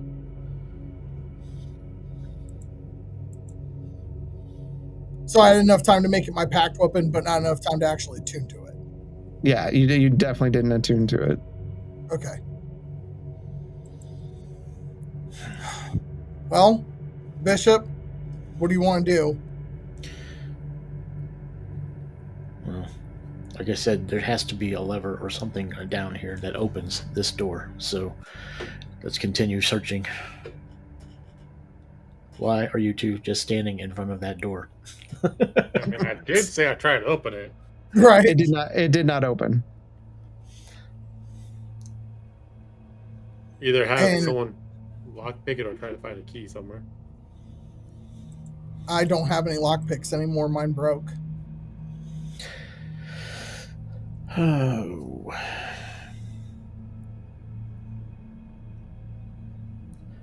Do you want to check the study and see if there's something on the desk? Sure. Marsland, take glances at books, titles. Do not delve deep. But this is Time is not on our side. Marsland, remember the Drow Queen's trophy room. We may not have time. So you step into the personal library of Colton Frost. Books line multiple shelves, and the air has a familiar, musty smell. It's well lit, and in the far corner of the room is a desk and a chair with an open book on it.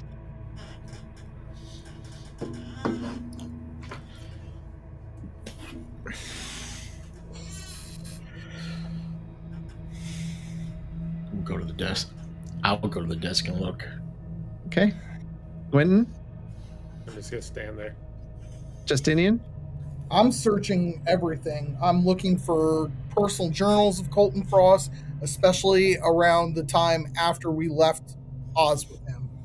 I'm looking for any sort of personal writings on any of these shelves on the desk. That's what I'm searching for. Yeah. Okay. So, Remember, he was part of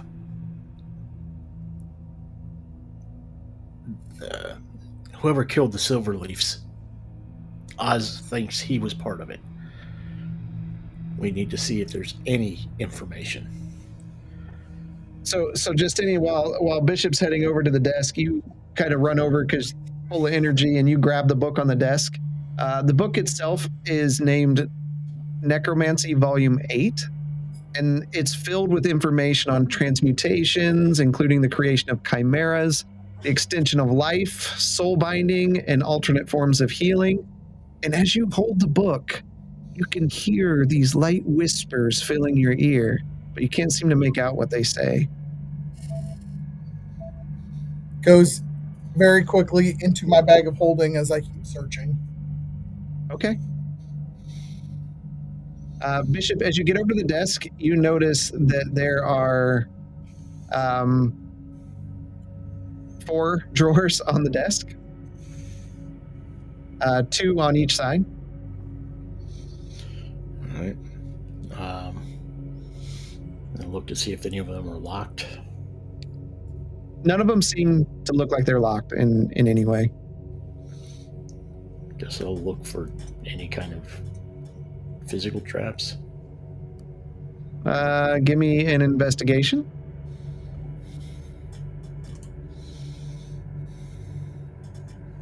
$12. Okay, you don't see any. I will slowly start opening some of the drawers. Which drawer? So you've got a top. Let me do the top left. right. Top right? Okay. You open the drawer and see a collection of loose marbles and beads. They roll around slightly as you open it up. There's several in there, but the drawer feels heavy because there's so many in there.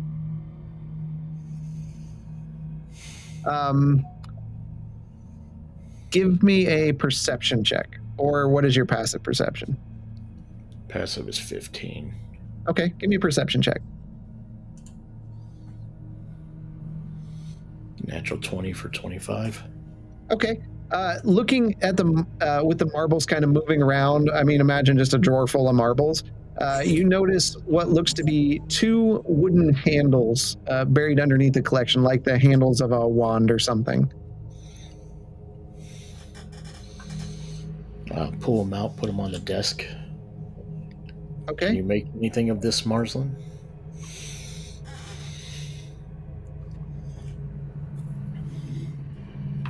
Hold on.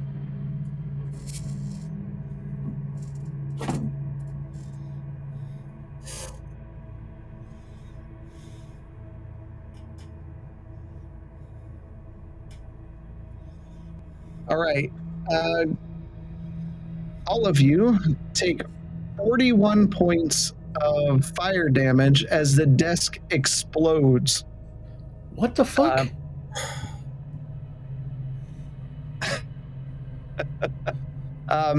So a couple of the marbles were specifically stored delayed blast fireballs that were in there. And the desk shatters into pieces. You still have the, like, as you reached in and grabbed it, you still have the wand in your hand. You hear broken glass shattering, bursting out, various liquids spill out across the floor, and something metal tinks somewhere across the hard floor and kind of echoes. The books begin burning in the library. Marsland's freaking out.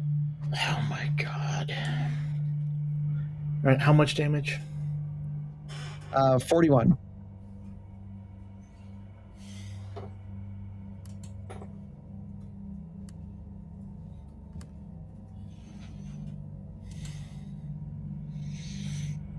I'll go in the direction of the fucking metal clinking. Okay. With your passive perception, you see a key resting on the ground. I'll pick it up. Okay. While this is going on, Justinian is actively trying to put out the fire to keep it from spreading through the rest of this library. Yeah, it's burning quick because these are old books. Right. Yep. I'm literally like shaking the cloak, trying to pat out the fire as quickly as possible. All right. Would you like to go next? I'll look at the key. Is there anything on it? Just at the top of the handle is the symbol of Frost Reavers. I'll just head to the door and see if the key fits in it. Okay. So you try that metal door, and as it gets close, nothing happens. And as you go to the other door, the double doors, it doesn't fit into those doors either. Okay. Well, since there's nowhere north that we can continue to go, I'll go around the corner. To the west? Mm-hmm. Okay. Everybody else? Do I get the fire put out? I mean, some are still smoldering. If you want to stay in there and keep doing stuff, is that what you want to do? I mean, the rest of the party ditched me, so I'll follow them. Okay. You got a good portion of it out. All right. You enter into a room, and immediately, minus Bishop, you notice your nose is assaulted with a variety of pungent smells. 2 large tables dominate the center of the room, while various contraptions line the walls. Tools are spread across the tables, and vials of various liquids, powders, and other materials rest on the corners. In the far southwest corner of the room is a desk with a book that is opened. A door is located in the western and southern walls of the room. We show you what that looks like. Is my detect magic still up, or is the 10 minutes past? We'll say it's still out. I mean, everything glows in here. Oh, great. Okay. There's a lot of magical stuff going on in here.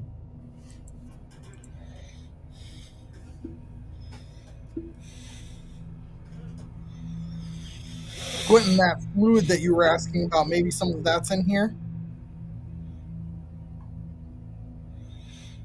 I know nothing about the fluid. Oh, was that Annex that asked about that? No, it was him. I asked about it, but I don't know anything about it. Oh, so you wouldn't know it if you saw it? No, it was just something I know Bishop needs, right? Yep. Okay. I mean, do you know what that looks like? I would have some sort of idea because it's inside me, right? Yeah, you don't see anything that would resemble that in here. Okay. Oh, don't touch anything. You know, Colton Frost has put spells even on his own pecker. You do have that one. I don't know if you put that in your bag or whatever. I still have it in my hand. Well, I mean, okay. I mentioned, hey, Marsland, do you think? What do you think about give Marsland some leeway. He'll take him, put it in his bag. You know, before the entire library blew up in my face. I'm going to floor it straight over to that desk, look at the book. I'm trying to be very careful, so I'm going to get there, look at the book, but not touch it. Okay. This desk is smaller and meant for a quick study rather than hours poring over books. It has 2 upper cabinets on the top of the desk, and the book opened on it is open to a page on brewing potions of many different strengths. Okay, and do I magically sense any traps on the desk at all? Everything in this room glows pretty much.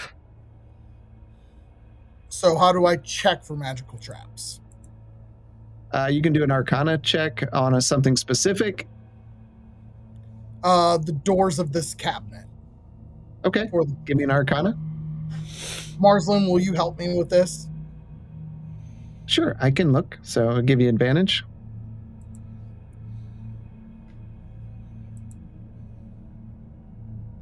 So with advantage, 23 for my Arcana check. to Okay. see if the cabinets are They are magically trapped. okay.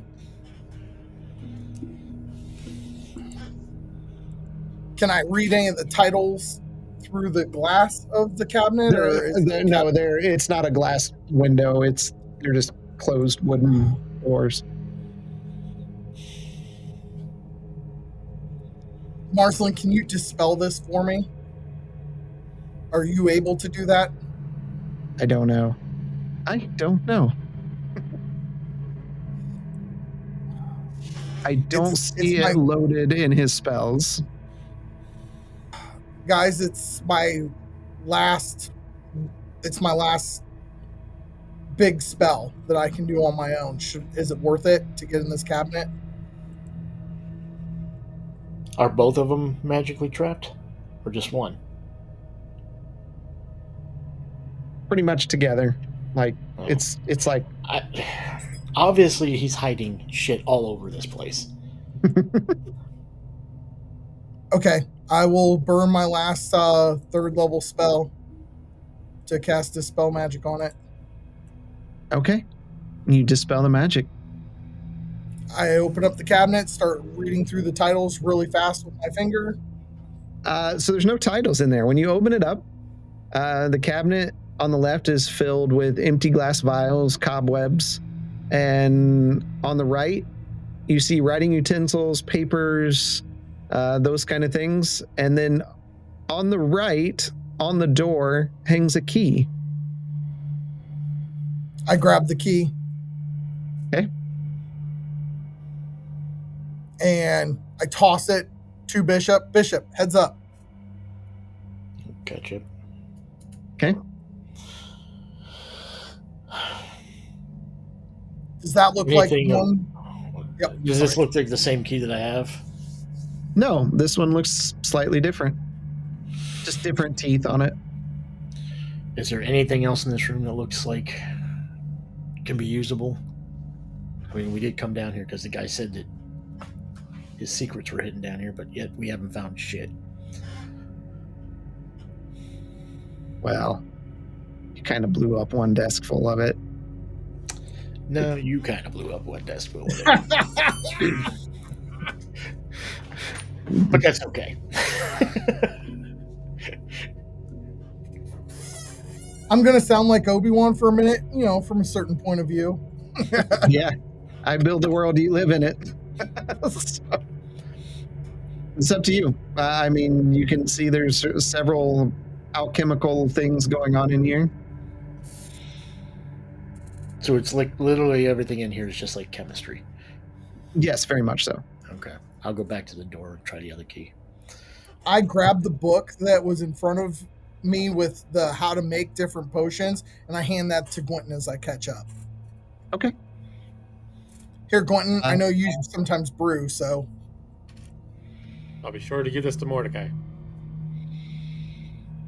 You you bring the key to the metal door and nothing happens.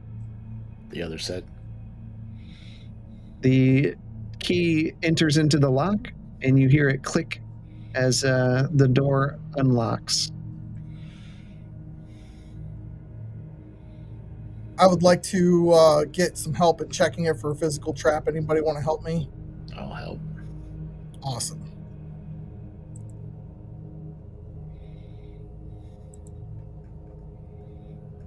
So 25 was the high one. Check for traps. Okay. There are no traps on this one. I think we're good. Open the door. Okay. As you open the door, the smells here are different.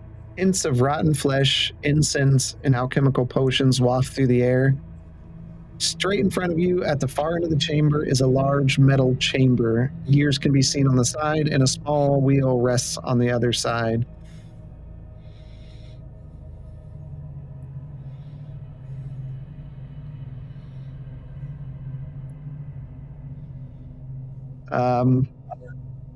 To the north of that chamber is a stone table with holes. various potions resting on top, as well as powders and alchemical supplies. To the east of that table is a mixing station where concoctions swirl with colors. And to the cage to the west, a small multi-headed creature rests in a cage, not noticing you entering the room. On the eastern wall is another desk, one drawer in the center, the top completely cleared off.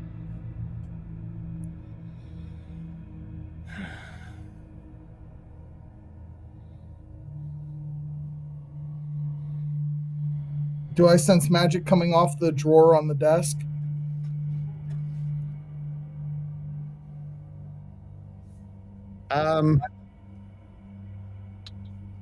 Nope.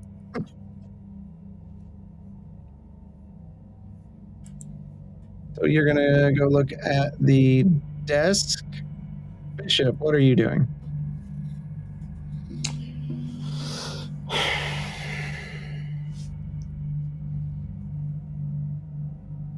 I'll look at the creature locked up. Okay. Quentin, what are you doing? He said he'd be right back. He's going to look at the stone table while Arslan can check out that one. There. Everybody's looking at something. Okay. So, starting Marslan, he sees the chamber. It's made of metal, various holes. He can see various liquids are attached to it, and there's a metal wheel on the western side of it. Grabbing it, he turns the wheel, and the table opens up, and inside it's just like a padded chamber, like a coffin, but nothing's in it.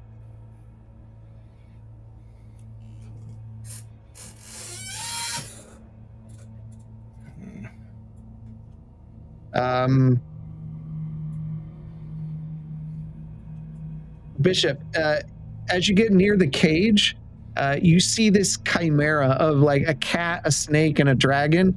And as you get close, you can, like, the dragon head turns and tries to spit like some kind of acid at you, and it just barely, you hear like, and fades, fizzles as it lands near you. And it's just very aggressive towards you. It is not happy you're there. It's making all sorts of noise. I will back off of it then. Okay. I'll head to that other table. Where Gwenton is, or the other one? That one. Okay. And Gwenton, is he back in? No. He is not. Okay. So for that table, it's just a mixing. It looks like a place where potions are mixed together. There's nothing specifically in there, just a random liquid swirling. The one I'm at, or the one that Quentin's at? The one that you're at. Okay.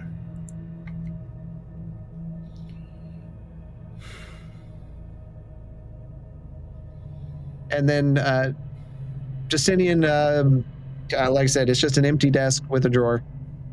Okay. Investigation to see if the drawer's rigged. Okay. Roll it up. 21. Okay. No, it's not trapped. Okay. I pull the drawer open. Okay.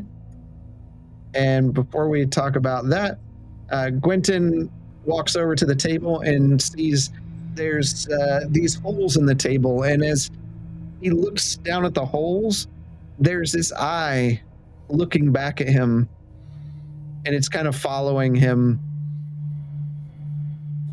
And he communicates that to the rest of the group.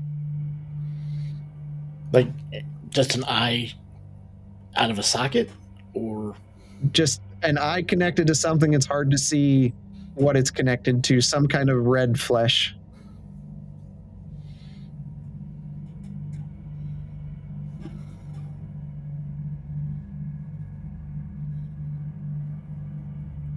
Justinian, inside the drawer is a singular solitary key. Bishop. I fling it his way. And then I go over and try to help Quentin investigate what this creature could be. Okay. So you go over, and as you look down into it, you see this eye, this bulbous white eye covered with like a red around it, and it's just kind of twitching back and forth looking at you. So, like somebody's in the table looking out of it through a hole? There's just red flesh. It doesn't look human, whatever it is.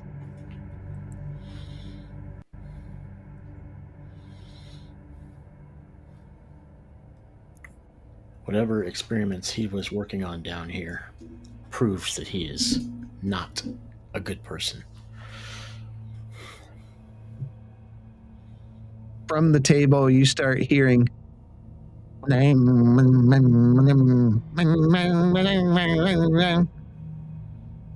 I need you all to make a wisdom saving throw.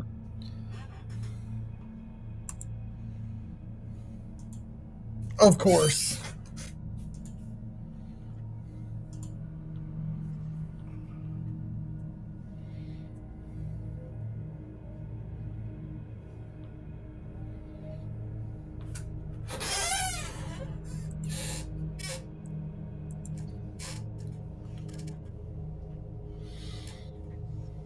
Okay, Bishop, what did you get? 14. Okay. Gwenton? What am I rolling? Sorry, I had to step away. Wisdom saving throw.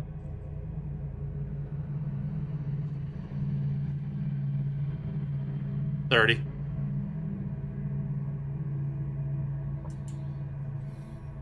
Okay. And Justinian? Nat 1. Okay, so you just hear these chaotic voices in your head, and they are telling you. Actually, roll a d8 for me and tell me what number you get.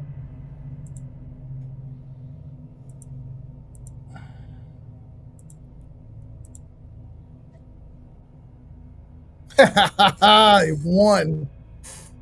Okay. You all see Justinian. He's just staring down at this table, and like his shoulders just slumped down, and he's just staring at the table, doing nothing. He's right beside you, Gwenton, as this noise just grows louder coming from this table. Justinian, is everything okay? Says nothing. I will try to shake him. He shakes you too, Justinian. Like, you just completely lost focus for a while, and you're just kind of surprised that Gwenton is shaking you. Oh my God. Did the key work? What are we doing? What? I suggest we get out of this room now.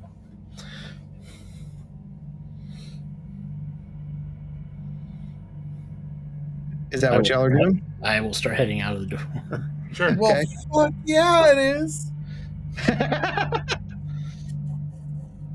No, I want to hang out with the scary demon creature in the basement that I didn't even want to go into. Okay. Bishop, as you hold the key close to this door, you feel it. You feel the key vibrating in your hands. I'll open the door. I'll put it. Okay. As it touches the door, the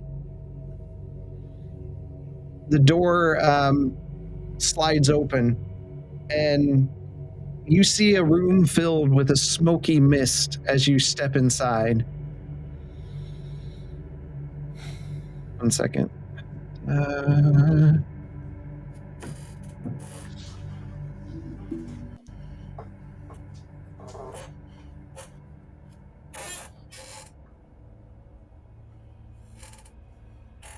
It's silent in this room.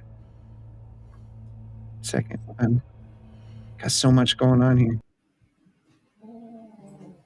It's silent, as if no sound can enter or leave. Stepping further,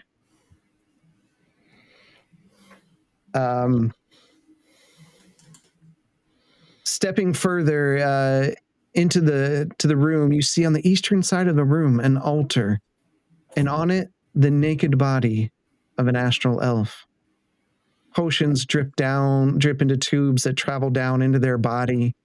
At the far north end of the room, 2 large sconces burn with a soft flame, illuminating the room. Then there, in the center of the room, resting on a table, is a dark black statue of Loth, its visage staring over the room like a god on an altar.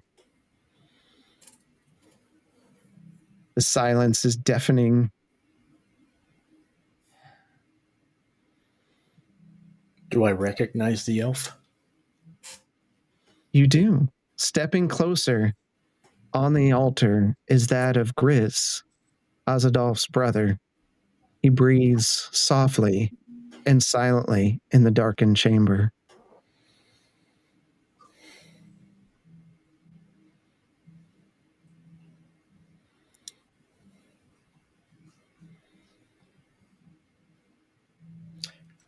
I'll turn around to the others. I will try to speak. Does anything come out? Yes. Okay.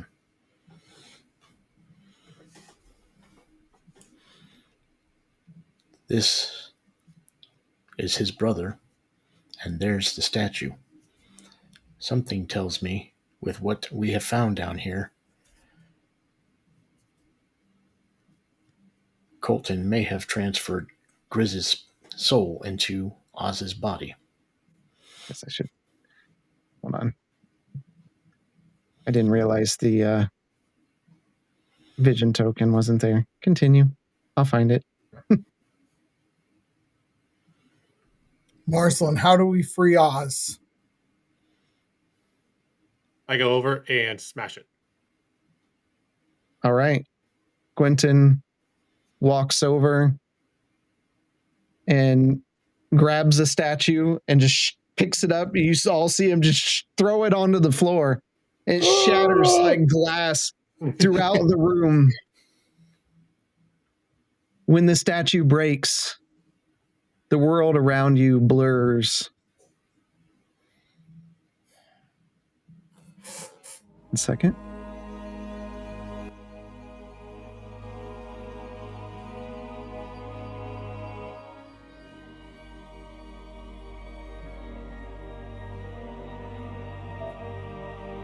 We've just killed Oz again. The sound of splintering stone echoes like a thunderclap inside your chest. A burst of radiant and shadow energy floods the room, sending everyone staggering.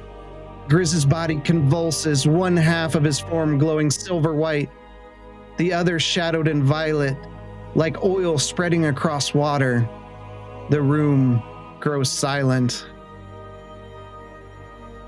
Oz, watching your friends enter the room, you see them grasp your prison once again and shatter it across the floor.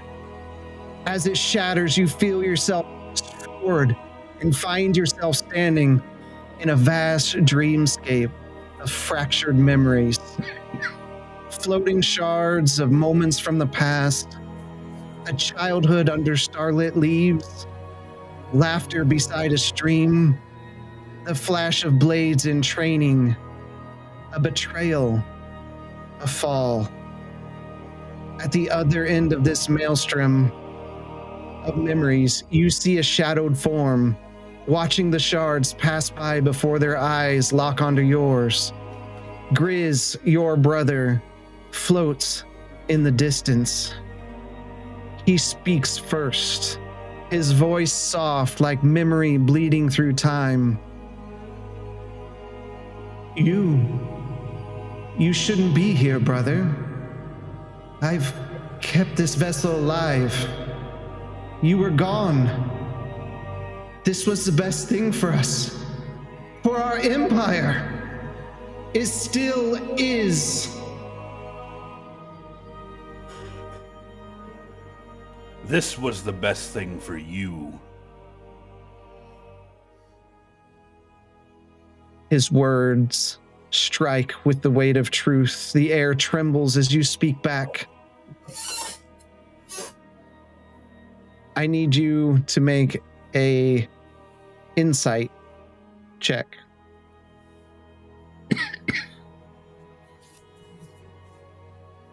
Can you see that? No, I can't. Please tell me. Yep, 11. Okay. In his words, they echo in your head. You only feel anger and betrayal. The echo of just being stolen from. The rage inside you, bubbling in this form. The world pulses in response. The more the realm shifts around you, lightning cracks as some of the floating shards of memory shatter. Your memories shatter as Grizz's memories float within the maelstrom. Grizz steps closer, the dream flickering with flashes of the past. The two of you sparring, laughing, shouting, then screaming, followed by the words, "You did it, Master! You broke him!" Grizz speaks to you again. "You left me in the shadows. You left me alone with Colton. You never came back. He used me as his tool. While he sought for you, he always cared for you more. He killed your parents to make you strong, to make you a better leader, better than they were. And what did you do? You ran. After years of him caring for you, you ran. I was always there. I only lived in your shadow. Tell me, what was I supposed to do when Colton presented the option? Die? Forgotten? Or be what he always wanted you to be?" You were to fight, but you always capitulated. You always gave in to Colton. And I knew that day when you stood over me that I was not to be a part of this farce any longer, and I had to run. You made your choices, and I made mine.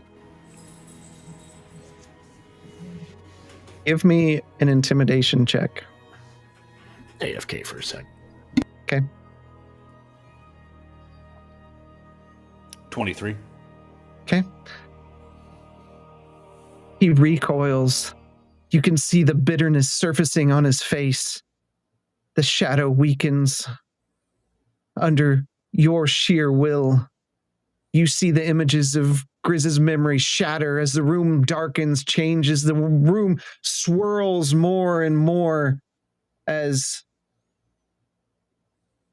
the chaos ensues deeper.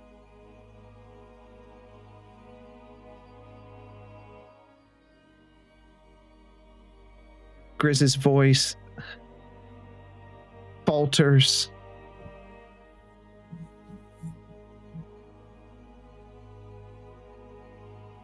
He hangs for any more words you have to speak. I'm going to reach out to him. You still have a choice. Grab my hand.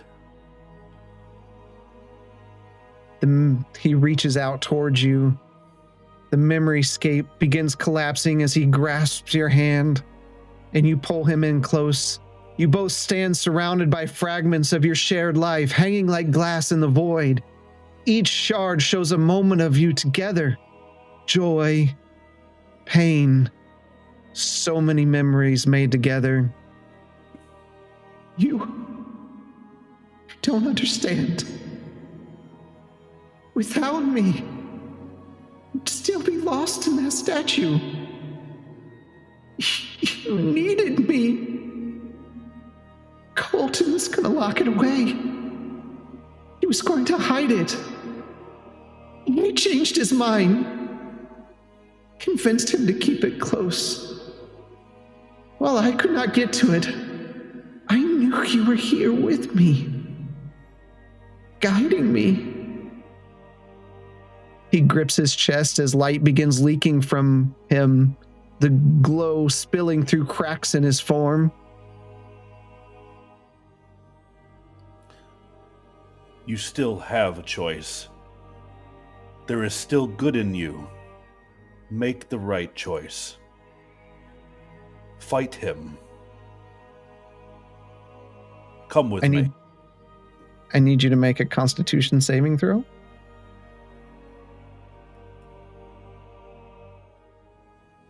$18.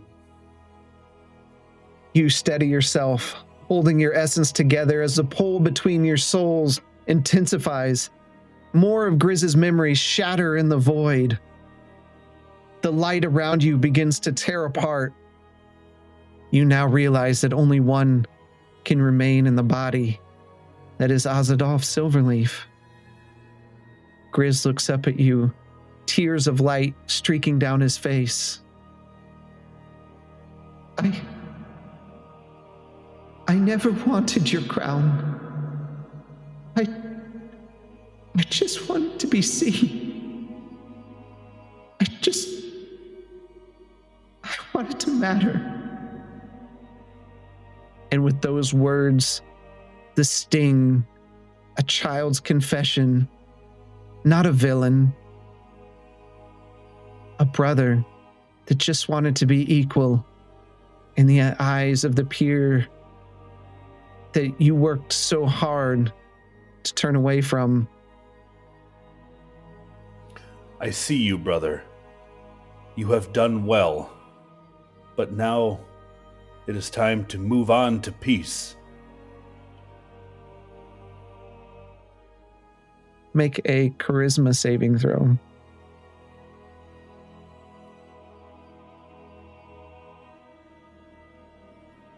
$8. The shadow of Grizz fights to remain, but with not enough energy, you pull yourself closer to Grizz, grabbing him in a warm embrace, and your light begins to shatter his soul. In a pained voice, he speaks one last time. You were always the better of us. Not because of strength, but because you never stopped believing that there was still light in me. I tried to become you, brother. I thought if I wore your name, your face, I could make Colton love me as he loved you. But all I did was bury myself deeper in the darkness. If there's a place for me, let it be in your memory. Live well, my brother. Live for both of us. I love you. And with that, the void collapses in silence.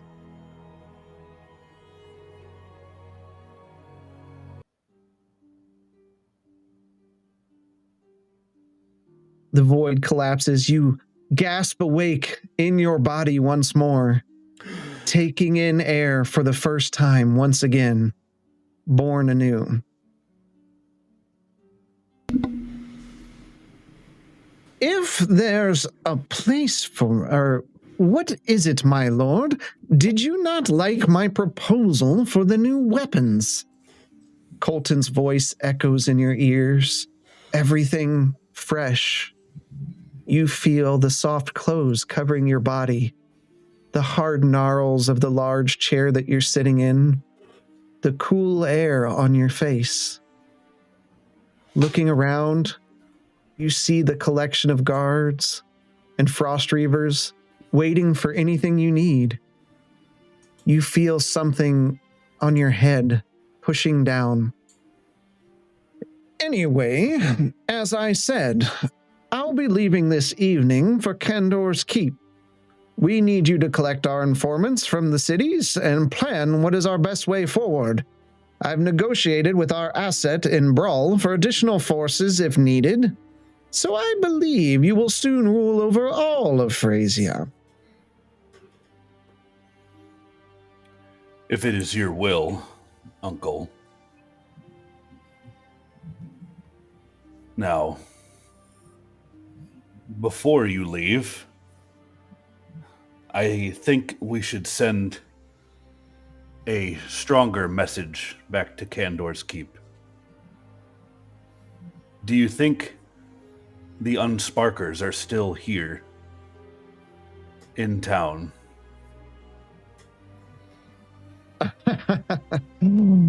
I believe they'll turn their tail and run like they always do, but there's a chance they could be here. Let's bring them to the throne room again. I don't think our last message was very clear.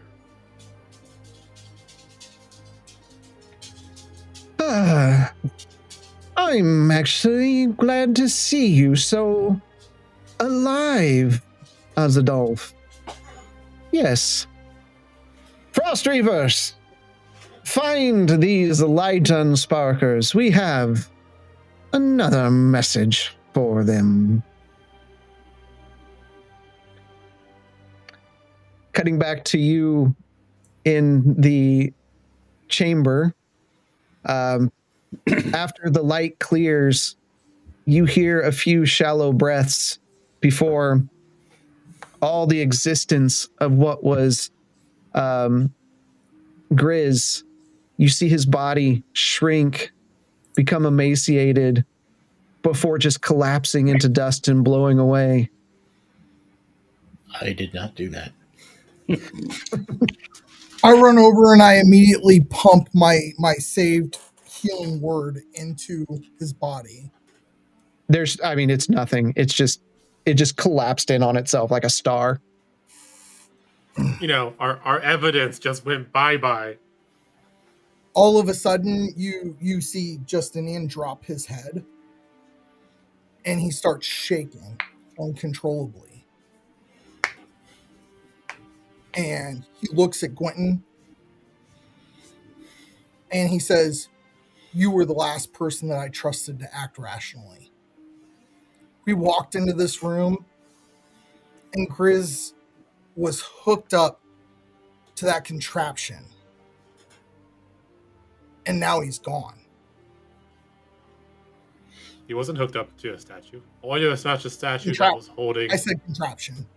Yes! I smashed a statue that was holding Ozadov's soul at Oz's request to hurry. I did no such thing to anything to a contraption.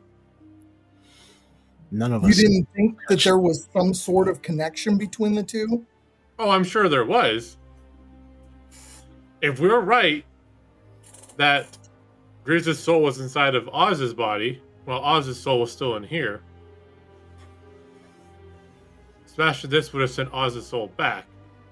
Now, I would have assumed that Grizz's soul would have came back here, unless, just like every other fucking room in this goddamn place, Colton set something up to where if Oz became free, this would happen. Everything we have found since we've been down here shows that Colton was dealing in affairs he shouldn't have been dealing with. You picked up that first book and immediately stashed it in your bag. What was it about? What was the second book that you handed? The first book was on potions to the second book was potions to Gwenton, and the first one was on necromancy. And I felt an eerie presence from it, and so I put it away so that we could study it when we had time. I'm just saying, what was the other room that we walked into? Colton was not doing good things down here. But Colton is not the one that just paid with his life. Grizz is. and I told everybody here what Grizz and I spoke about when he and I had our private interaction. I don't think I have what it takes to be a light on Sparker if we're going to trade lives without stopping for a beat. We had no idea what Colton had done to Grizz. We know that that statue had Oz's soul in it. But we don't take a second to stop. We're always acting, and we cause damage everywhere we go.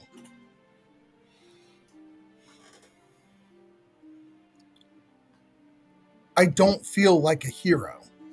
I feel like someone that haven't felt like a hero in a long time. Everywhere we go, no matter what we do, people look down on us. We have done great things for these islands, and we get treated like dirt. Do you think that I didn't want to stay in Briarfork? I have a peaceful life, a family that loves me. I started this because my niece was sick. I have done terrible things my entire life. I can only make up for a fraction of it now. And it seems like every step we go, we get further in the shit. So I get that you are young. I get that we have bad situation after bad situation. If you don't want to be a part of this, then go. I am not going to beg anybody here to stay. Justin I reaches into need his bag of to holding, kill and end the Shadow Sparks. and he drops the dragon longsword on the floor. And he reaches in and he drops both pieces of the birchwood blade. And he goes, "As you wish." And he starts walking out.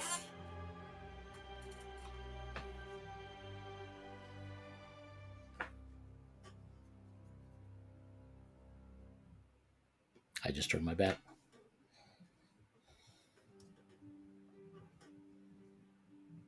None of us are here to be heroes, Justinian. And you're Oh no, also looking- Justinian's gone. He's out the room. Okay, He's that's gone. fine. Yep. Okay.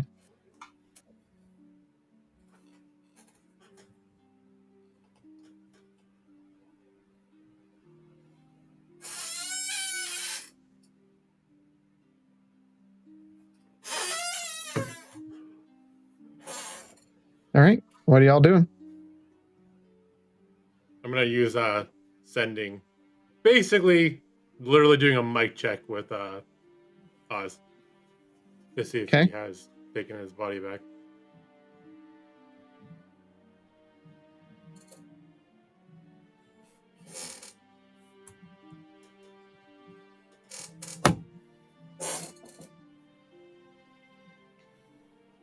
Oz, have you reclaimed your body and are yourself again?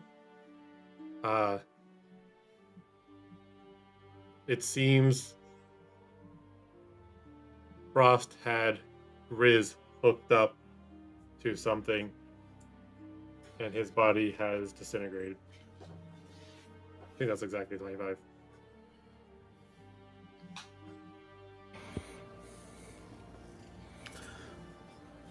We are looking for you.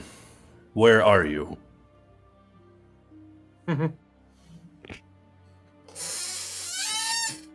I'll let Bishop and Marsland know that it does seem that Oz is back into himself again. He actually responded to sending. And apparently they're looking for Responding us. doesn't mean he's himself. He's never responded all the other times I've sent sending. Come to me.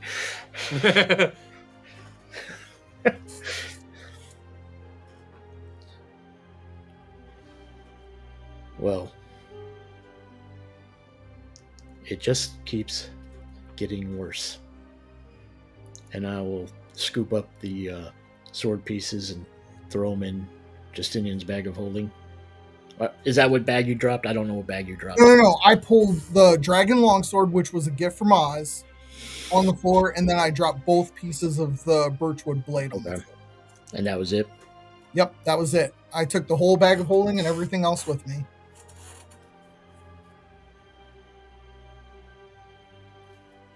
Of course he'd take all the money. Yeah, he did take 1,300 plat. He's set for life now. All right. So, Justinian, you are walking out. Where are you heading? So first once I know that I've walked out and then away, I cast disguise self on myself again to be an astral elf. I go and find a beat, and I look through the eyes of my pseudo dragon. Okay. What is the range on that? The range for my casting spells on it is 100 feet, but the range on being able to see through its eyes, there's not one listed. Is this an ability or? It's under the spell Find Familiar. Okay.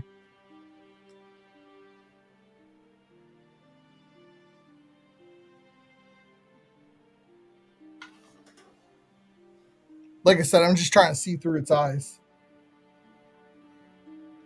Oh, did you realize when you cast that it took an hour?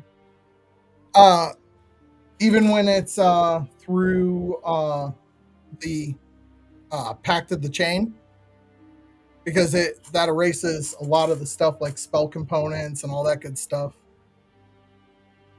Let me look Pact of the Chain, because that one does require actual money-based components as well. Right. So Pact of the Chain says, because I've got it right here on the character sheet. Sorry, I didn't mean to hold up the game, guys. You're good. A lot of this is saying you got to be within 100 feet. Okay. So I would say that I'm just going to use the nail, hoping that it got to its intended target. Okay. Yep. And I say, yep. And I say, Colton, the Light Unsparkers have freed Oz. I have parted ways with them. I will see you on the other side, Justinian. Okay.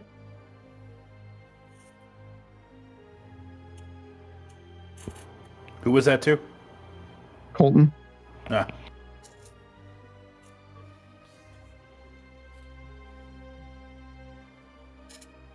All right. The rest of you, where are you headed? I'm going to teleport us back to the ship. Okay.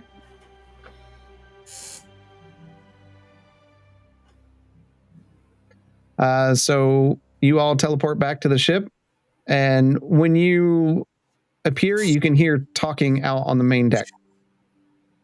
I'm going to find Jaina first. Okay. When you step out there, you can see she is talking to a Frost Reaver. Okay. And she says, "Oh, there you are. Evidently the king has summoned you again." Yeah, I was aware he was looking for us. So I guess we can go if we have to. No, just so you know, no one else is to enter the ship once we leave. If you don't see all three of us together, don't let anyone on, because Justinian is no longer part of our group. He left everything and walked out on us. So. All right.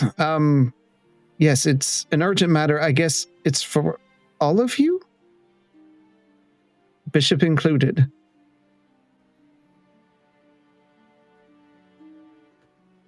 I'll look at the Frost Reaver. After you. They lead you into the main chambers, and you can see the rows of guards again as King Azadolf sits on the throne, Colton beside him. Oh, Light Unsparkers. Always causing problems. I do not want to hear from you. I want to hear from Oz.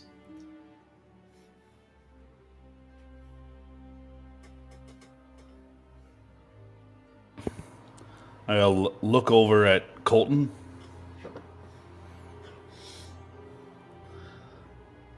And then nod at him, and then look over at the group. Well, it appears the B team has returned. Guards, seize Colton Frost. What? Mages, silence him. What does it Gag mean? him. Restrain him. And the guards come over and they grab hold of him and they shove him down and they start, wrapping his hands up. And you can see his mouth moving, but nothing can be heard, as you can see a mage in the corner holding like a silent spell over him. Excellent.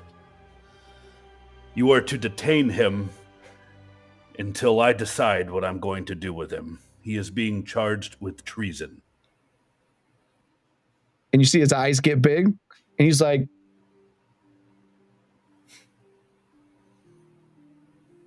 Bishop Take is him so away. happy his eyes go back to blue. I burn out the red.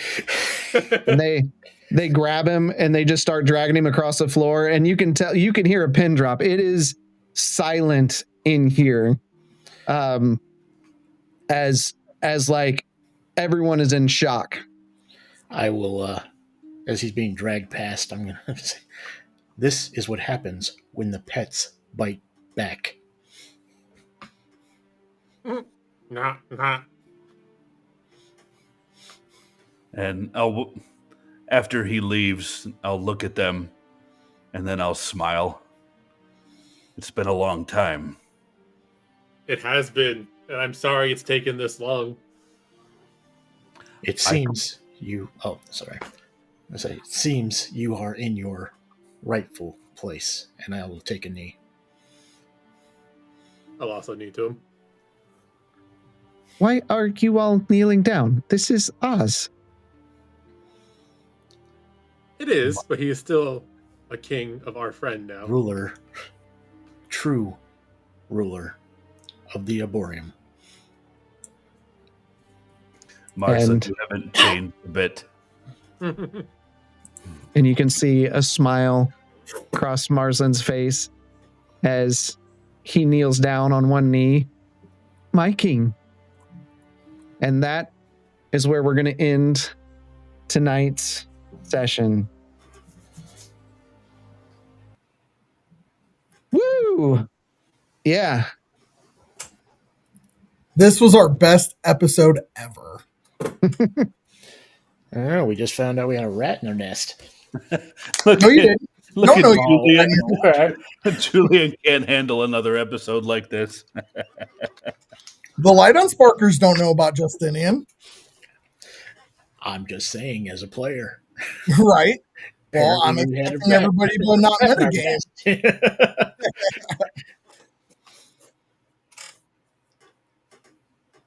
nest. Yeah. So welcome back, Oz. Good to be back. The post is going to be fun. I'm sorry, but can we have a lighthearted episode next week? I can't take another week of this emotional torment. Oh, you don't know how long I've been sitting on this. The post session's going to be great. Oh, dude, the post session is going to be awesome. I can't wait.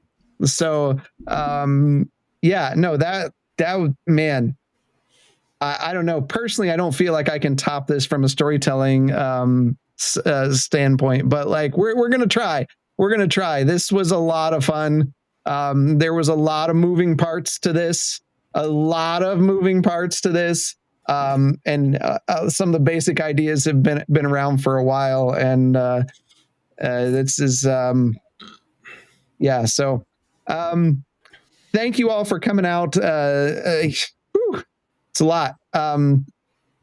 Appreciate all the support from Julia from Truth Beer and Consequences. Be sure to check them out on YouTube.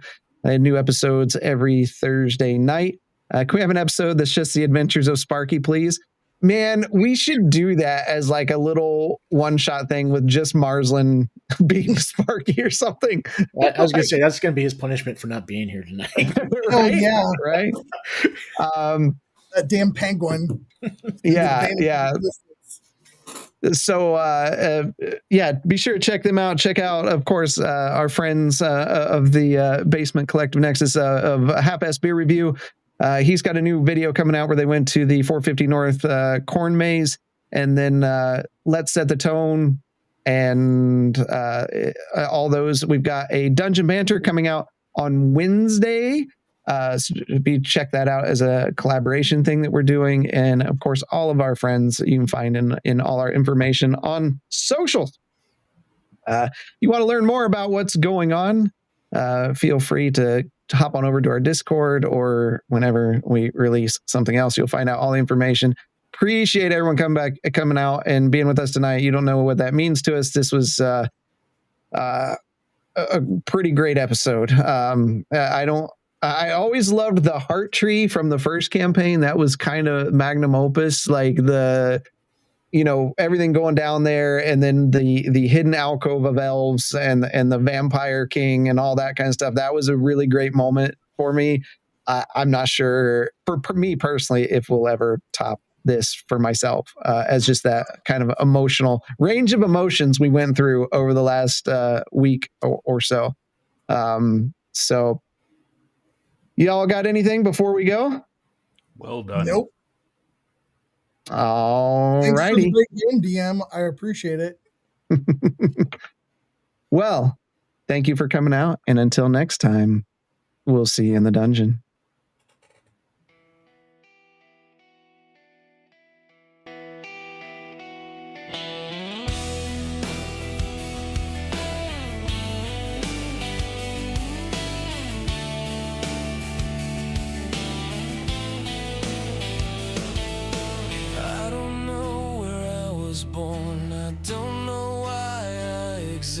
I've lived here all my life, a calling I can't resist. You came up to me with questions in your eyes. I don't know much, I hope this time I don't die, because I'm just an NPC. Nobody really cares about me. I'm just here to serve one purpose. I can't help that I'm not perfect, but tomorrow you won't remember my name. Sometimes I don't know how I keep sane. I'm just an NPC. Please won't you just talk to me? I'm sorry I don't know. I'm sorry you had to go. I'm sorry there is nothing else that my small brain can talk about. I just tried to help. I'm not like everyone else. I can't help what I am. Here, take this note, even though you don't give a damn, because I'm just an NPC. Nobody really cares about me. I'm just here to serve one purpose. I can't help that I'm not perfect, but tomorrow you won't remember my name. Sometimes I don't know how I keep sane. I'm just an NPC. Please won't you just talk to me? And I know you'll say my name wrong if you remember it at all. Will you come back now, or just forget what you saw? I'll remember every word that you said to me, because I'm not